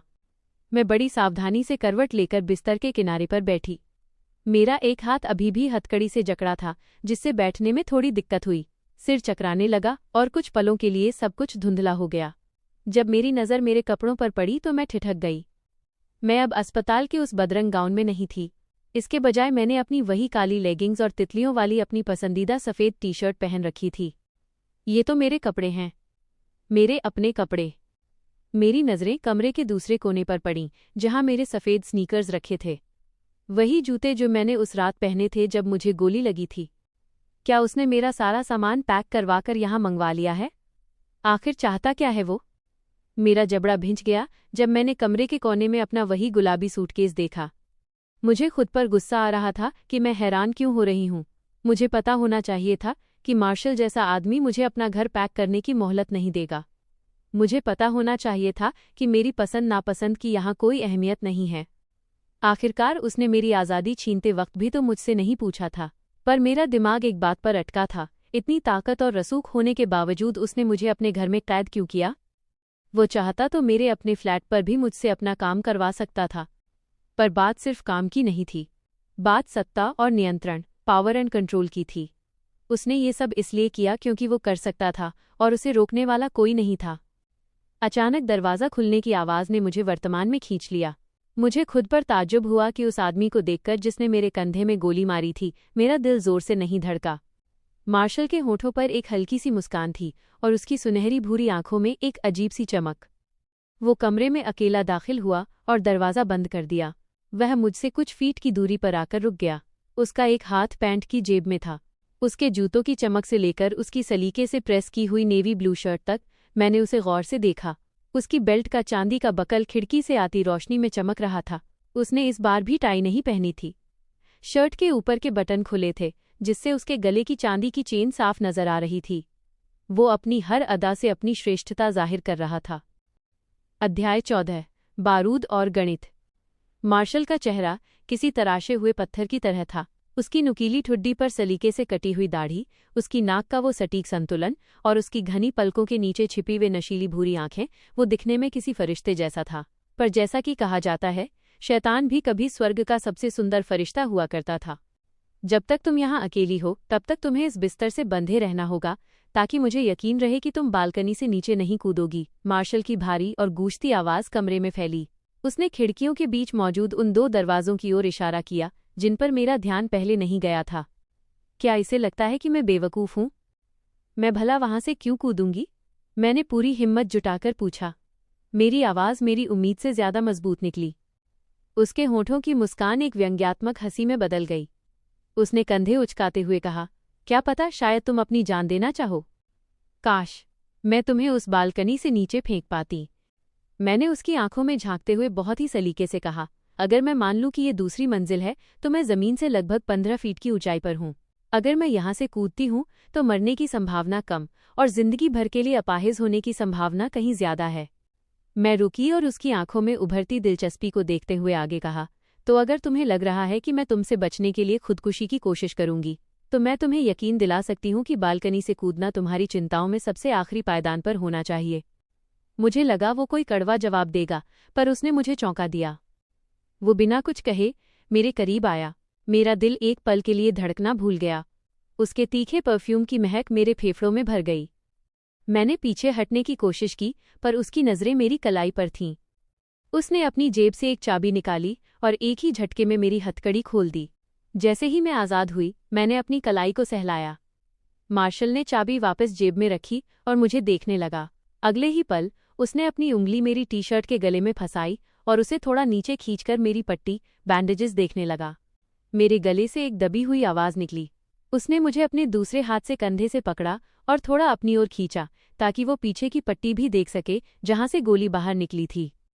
ठीक है, उसने संतोष के साथ कहा। खून बहना बंद हो गया है। खून कभी बहता ही नहीं अगर तुमने मुझे गोली न मारी होती, मैंने दांत पीसते हुए कहा। उसने अपना हाथ हटा लिया और 2 कदम पीछे हट गया। उसने पूरे कमरे की ओर इशारा करते हुए कहा, आने वाले वक्त के लिए यही तुम्हारा कमरा है। मैंने अपने आदमियों से तुम्हारा पूरा फ्लैट पैक करवा लिया है। तुम्हारी ज़रूरत की हर चीज़ यहाँ है और बाकी सब गोदाम स्टोरेज में भेज दिया गया है। गोदाम में? मेरी ज़रूरत की चीज़ें? तुम्हें क्या खाक पता है कि मेरी ज़रूरतें क्या हैं? उसने सूटकेस की ओर इशारा करते हुए कहा, बस उसे ही तुम्हें खोलना है। तुम्हारे बाकी कपड़े और जूते अलमारी में सलीके से रख दिए गए हैं। मैंने अपनी हताशा को दबाते हुए सीधे उससे पूछा, तुम आखिर मुझसे चाहते क्या हो? उसने तुरंत जवाब नहीं दिया। वह मुझे गौर से देख रहा था, जैसे शब्दों का चयन कर रहा हो। मुझे लगा वो अपनी मांग को थोड़ा कम डरावना बनाने का तरीका ढूंढ रहा है। वो बिस्तर के सामने रखी आरामदायक कुर्सी, आर्मचेयर के पास गया, उसे फर्श पर घसीटते हुए मेरे बिल्कुल सामने ले आया और उस पर बैठ गया। अपने पैर फैलाकर और उंगलियों को आपस में फंसाकर उसने मुझसे पूछा, मैकेनिक्स के बारे में तुम्हारी जानकारी कितनी है, खास तौर पर इंजीनियरिंग के संदर्भ में? मेरी भौहें तन गईं। मुझे नहीं पता, शायद बुनियादी जानकारी, बेसिक्स है। उसने सिर हिलाया। मेरी जिज्ञासा अब डर में बदल रही थी। मैंने पूछा, क्यों? वह कुछ पल खामोश रहा। मैं उसके पत्थर जैसे चेहरे के पीछे छिपे असली इरादे को पढ़ने की कोशिश कर रही थी। तुम मेरे लिए एक बॉम्ब बनाओगी क्या? मैं अपनी हंसी नहीं रोक पाई। मुझे लगा ये कोई बहुत बुरा मजाक है, पर उसके चेहरे पर गंभीरता वैसी ही बनी रही। मैं हंसे जा रही थी, यहां तक कि मेरी आंखों में पानी आ गया। तुम मजाक कर रहे हो, है ना? मैंने हंसी कम होते ही पूछा, पर उसकी खामोश तीव्रता ने मुझे डरा दिया। मैंने हकलाते हुए कहा, मैं एक भौतिक विज्ञानी, फिजिसिस्ट हूँ, एक गणितज्ञ, मैथमेटिशियन हूँ। मैं इंजीनियर नहीं हूँ। मैं तुम्हारे लिए बम नहीं बना सकती। मेरा दिमाग हजारों की रफ्तार से दौड़ रहा था। मैंने विस्फोटकों के बारे में सिर्फ थ्योरी पढ़ी है। मैंने उनके व्यवहार के वैज्ञानिक सिद्धांतों को समझा है, थर्मोडायनामिक्स पढ़ा है, पर मुझे नहीं पता कि बम कैसे बनाया जाता है। कमरे में फिर से सन्नाटा छा गया। मुझे लगा वो समझ जाएगा कि उसकी मांग कितनी बेतुकी है। तुम होशियार हो, वो अपनी बात पर अड़ा रहा। उसकी आवाज़ और भी गहरी हो गई। मुझे यकीन है कि तुम तरीका ढूंढ लोगी। वह कुर्सी से खड़ा हुआ। ये साफ था कि वो मुझे कोई विकल्प नहीं दे रहा। मैंने फिर भी बुदबुदाते हुए पूछा, और अगर मैं मना कर दूं तो? वो धीरे से हंसा और मेरे पास आकर खड़ा हो गया। तो फिर तुम मेरे किसी काम की नहीं रहोगी और मुझे तुम्हें और तुम्हारे भाई को रास्ते से हटाना पड़ेगा। मेरे दिल में एक टीज उठी। मेरे भाई का इस बम से क्या लेना देना? उसने एक लंबी सांस ली। तुम अब भी नहीं समझी? पैसों वाली उस घटना के बाद तुम्हारा भाई तुम्हारे बिना बेकार है। तुम उसकी लाइफलाइन हो। अगर तुम काम करोगी तो वो जिंदा रहेगा। मेरा दिल जैसे डूब गया। पर उसने तुम्हारे पैसे नहीं चुराए थे। उसने मेरी बात अनसुनी कर दी। तुम्हारे पास तब तक का समय है जब तक तुम्हारा भाई पैसे लेकर वापस नहीं आता। तब तक तुम्हें मुझे जवाब देना होगा। उसे पूरा यकीन था कि भैया पूरे पैसे नहीं ला पाएंगे। तब तक तुम यहीं खाओगी और यहीं सोओगी, उसने मुड़ते हुए कहा। दरवाजे पर पहुंचकर उसने पीछे मुड़कर देखा। ये दरवाज़ा बाहर से बंद रहेगा, पर ये मत सोचना कि मैं तुम्हें फिर से बिस्तर से नहीं बांध सकता अगर तुमने भागने की कोशिश की तो। बिना एक और शब्द कहे वह कमरे से बाहर निकल गया और दरवाज़ा बंद कर दिया। मैं वहीं बैठी रह गई, ये प्रार्थना करते हुए कि मुझे कभी वो असंभव फैसला न लेना पड़े। अध्याय 15। पसंद का भ्रम। मैं खिड़की के पास खड़ी हूँ, अपनी बाहों को कसकर भींचे हुए, मानो खुद को बिखरने से रोकने की कोशिश कर रही हूँ। मेरी नज़रें उन विशाल खुले मैदानों पर टिकी हैं जो इस आलीशान जागीर के चारों ओर मीलों तक फैले हुए हैं। मैं पिछले एक हफ्ते से उन मिनटों को गिन रही हूँ जब भैया के पास दिया गया समय खत्म होने वाला था। जब से मार्शल ने मुझे यहाँ छोड़ा था, लगभग एक हफ्ता पहले, उससे मेरी कोई बात नहीं हुई। अब जबकि समय सीमा खत्म होने में कुछ ही घंटे बाकी हैं, मुझे भी वही डर सता रहा है जो मार्शल ने जताया था। भैया शायद खाली हाथ लौटेंगे। मेरे मन में एक धुंधली सी उम्मीद थी कि भैया मुझे बचाने आएंगे, वैसे ही जैसे उन्होंने बचपन में हमेशा किया था। चाहे हमारे माता पिता साथ थे या नहीं, वे हमेशा मेरे लिए ढाल बने रहे। लेकिन इस बार सन्नाटा भारी था। खामोशी का हर गुजरता पल मेरी बची कुची उम्मीद को तोड़ रहा था।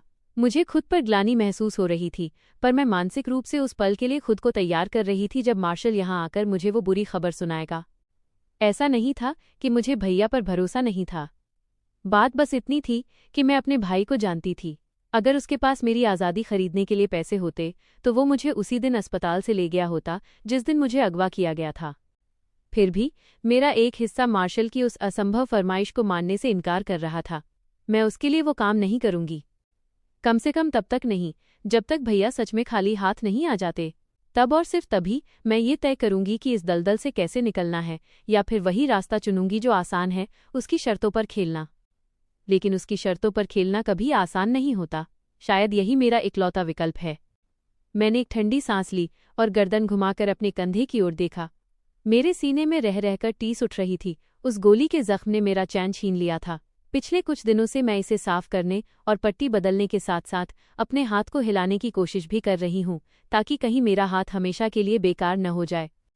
वह तुम्हारा इंतजार कर रहा है। एक भारी और गहरी आवाज़ कमरे में गूंजी जिससे मैं बुरी तरह चौंक गई। हे भगवान! मैंने मुड़कर देखा। ये वही सांवले रंग का आदमी था, मार्शल का वो प्यादा जिसने मेरा फ्लैट तबाह करने में मदद की थी। क्या तुम्हें दरवाज़ा खटखटाना नहीं आता, फ्रैंक? पता नहीं इसका नाम फ्रैंक है या रिक। उस पल के लिए मेरा दिमाग इन मामूली सवालों में उलझ गया, जिससे मेरा आत्मविश्वास थोड़ा डगमगा गया। मेरा दिल बैठ गया। अपनी बुज़दिली को निगलते हुए मैं भारी कदमों से बेडरूम से बाहर निकली। उस विशालकाय आदमी के पीछे चलते हुए मैं गलियारे से गुजरी। वो गलियारा किसी महल जैसा था। सफ़ेद संगमरमर का फर्श, बादामी दीवारें और हर कुछ फीट पर लगे झूमर। रोशनी इतनी तेज थी कि वहां अंधेरे का कोई नामोनिशान नहीं था। जब हम उस सीढ़ी के पास पहुंचे जो मुख्य हॉल की ओर जाती थी, तो मैंने अनजाने में खुद को अपनी बाहों में समेट लिया। गहरे भूरे रंग की लकड़ी की रेलिंग और वो शानदार बनावट। मैं मार्शल की दौलत देखकर एक बार फिर दंग रह गई।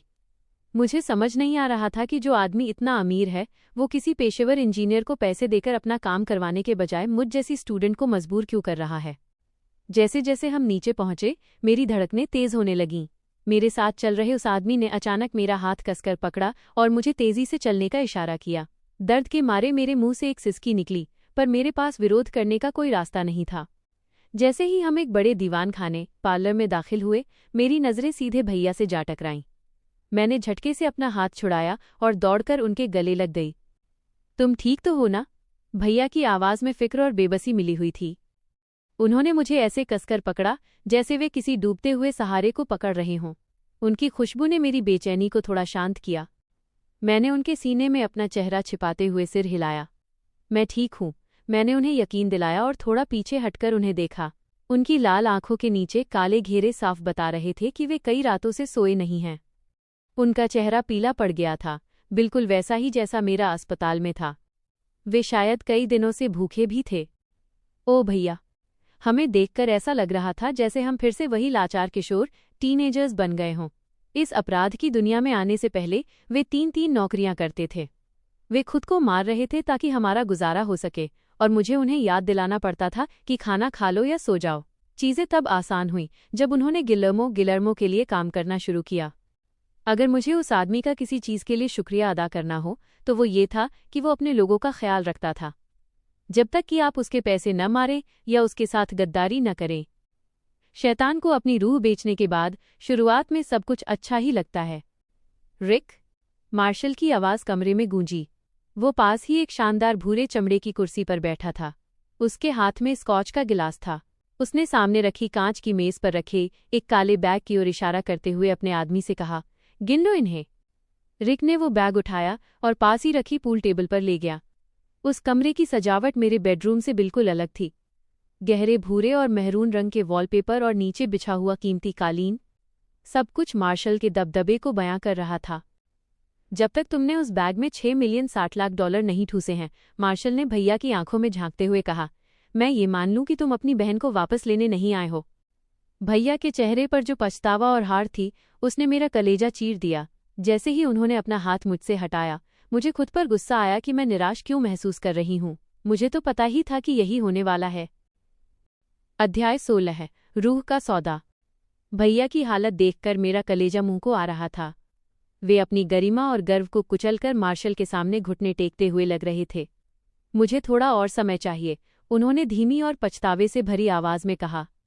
उस बैग में 5 लाख डॉलर हैं। अपना घर बेचते ही मैं तुम्हें बाकी के 20 लाख दे दूंगा। मुझे बस थोड़ा वक्त दे दो। अपना घर बेच देंगे? मुझे नहीं लगा था कि मैं इससे ज्यादा ग्लानि महसूस कर सकती हूँ। ये सोचकर ही मेरा दम घुट रहा था कि भैया अपना सब कुछ दांव पर लगा रहे हैं, वो भी उस पैसे के लिए जो उन्होंने कभी लिया ही नहीं। मार्शल के मुंह से एक हूं की आवाज निकली और उसने अपनी वही घमंडी मुस्कान बिखेरी। उसने स्कॉच का एक घूंट लिया और गिलास को अपनी गोद में रख लिया। उसकी नजरें मुझ पर टिकी थीं और उन नजरों में एक खामोश संदेश था जो मुझे साफ समझ आ रहा था। उन्होंने मेरे लिए पहले ही बहुत कुछ कुर्बान किया है, मैं उन्हें अब और बर्बाद नहीं होने दे सकती। मार्शल कुछ बोलने ही वाला था, पर मैंने उसे मौका नहीं दिया। भैया, मैंने उनका हाथ अपने हाथ में लिया और उन्हें यकीन दिलाने की कोशिश की। सब ठीक हो जाएगा। मैं अपनी जिंदगी का सबसे बड़ा झूठ बोल रही थी। मैं इनके एक कानूनी बिजनेस के लिए रिसर्च कर रही हूं। भैया ने अपनी भौहें सिकोड़ी। वे जानते थे कि मैं कुछ छिपा रही हूं। मैंने तुरंत बात को घुमाते हुए कहा, यह मैकेनिकल सिस्टम्स और थर्मोडायनामिक्स के प्रैक्टिकल पहलुओं से जुड़ा काम है। जब मेरी पढ़ाई पूरी होगी तो यह मेरे रिज्यूमे के लिए बहुत अच्छा होगा। मैंने उनके चेहरे के भाव पढ़ते हुए घबराहट में जोड़ दिया, ये एक इंटर्नशिप जैसा है, बस इसमें पैसे नहीं मिलते। भैया की एक खूबी हमेशा से रही है, वे मेरा झूठ पल भर में पकड़ लेते हैं। उन्होंने मार्शल की ओर शक की निगाहों से देखते हुए मुझसे पूछा, वाकई? और ये तुम्हारी मदद क्यों करना चाहेगा? धत तेरी की। वो, मेरी आवाज लड़खड़ा गई। इससे पहले कि मैं कोई और झूठ गढ़ती, मार्शल ने अपनी जैकेट के अंदर से एक छोटा सा रिकॉर्डिंग डिवाइस निकाला। उसमें से भैया की वही आवाज गूंजी जो उन्होंने अस्पताल में कही थी, तारांकन, मैंने उसके पैसे नहीं चुराए। अनामिका, मैं पिता की कसम खाकर कहता हूं, मुझे लगता है कोई मुझे फंसाने की कोशिश कर रहा है। उसने कमरा बग किया था। उसे शुरू से पता था कि भैया चोर नहीं हैं। मेरा खून खौल उठा। मार्शल अपनी कुर्सी से उठा और अपना ड्रिंक खत्म करके पीछे रखी मेज की ओर बढ़ा। उसने अपनी पीठ हमारी तरफ रखते हुए दूसरा गिलास भरा और बोला, सच जो भी हो, मुझे किसी को तो मिसाल, एग्जाम्पल बनाना ही होगा। तो तुम्हारे पास 2 रास्ते हैं। वो हमारी तरफ मुड़ा। उसने भैया की आंखों में झांकते हुए कहा, या तो तुम अगले 1 महीने में बाकी के 9.5 मिलियन 95 लाख डॉलर लेकर आओ और अपनी बहन की आज़ादी ले जाओ, या फिर उस असली चोर को पकड़कर मेरे पास लाओ। अगर तुम चोर को ले आए तो जैसे ही तुम्हारी बहन का प्रोजेक्ट खत्म होगा, मैं उसे छोड़ दूंगा। उसने मेरी ओर देखते हुए चालाकी से जोड़ा, जिस प्रोजेक्ट को ये अगले 1 महीने में खत्म करने के लिए राजी हो गई है ना अनामिका? तो ये थी उसकी चाल। उसने हमें बुरी तरह फंसा लिया था। क्रोध के बावजूद मैं इस बात से हैरान थी कि उसने कितनी सफाई से सब कुछ प्लान किया था। उसने हमें मोहरों की तरह इस्तेमाल किया था। मैं 1 महीने में बम बनाना कैसे सीखूंगी? मैंने अपनी घबराहट को अंदर दबाया और भैया की तरफ देखकर एक नकली मुस्कान बिखेरी। देखिए भैया, यहां रहना उतना बुरा भी नहीं है। मैं खुद से भी झूठ बोल रही थी। हालांकि मुझे अच्छा खाना और कमरा मिल रहा था, पर थी तो मैं एक कैदी ही। क्या ये इसकी दया है? भैया अभी भी कुछ कहना चाहते थे, पर मैंने उन्हें गले लगा लिया। उनके कान में धीरे से कहा, सब ठीक हो जाएगा। मैं वादा करती हूं। आप बस उस असली अपराधी को ढूंढिए जिसने ये सब किया, ठीक है? भैया जानते थे कि हमारे पास इसके अलावा और कोई रास्ता नहीं है। पूरे 5 लाख हैं बॉस, रिक ने पैसे गिनकर कहा। भैया ने मार्शल को एक आखिरी बार नफरत से देखा और मुझे चूमकर बोले, अपना ख्याल रखना, मैं जल्दी वापस आऊंगा। और वे भारी कदमों से वहां से चले गए। अब मैं वही बन गई हूं जो कभी नहीं बनना चाहती थी, आतंकवाद की एक साझीदार। भैया के जाते ही मेरी सांसें तेज हो गईं। मैंने मार्शल की ओर देखा, जो मुझे एक शिकारी की तरह देख रहा था। मैंने अपना डर निगला और अपनी आवाज़ को जितना हो सके उतना सख्त बनाकर कहा, मुझे एक कंप्यूटर चाहिए जो तुम्हारे वीपीएन से जुड़ा हो, और कोई ऐसा आदमी चाहिए जो ब्लैक मार्केट की बारीकियों को समझता हो। मार्शल के चेहरे पर एक गहरी संतुष्टि की लहर दौड़ गई। खेल अब असली मोड़ पर था। तो दोस्तों, ये था माय ब्रदर्स कीपर का अब तक का सफ़र। आज हमने अध्याय 1 से 16 तक की कहानी देखी, जहां अनामिका अब एक ऐसे मोड़ पर खड़ी है जहां से वापसी का रास्ता बहुत धुंधला है। मार्शल की कैद और बम बनाने की वो खतरनाक शर्त, क्या अनामिका अपनी मासूमियत बचा पाएगी, और क्या आर्यन भैया उस असली गुनहगार को ढूंढ पाएंगे?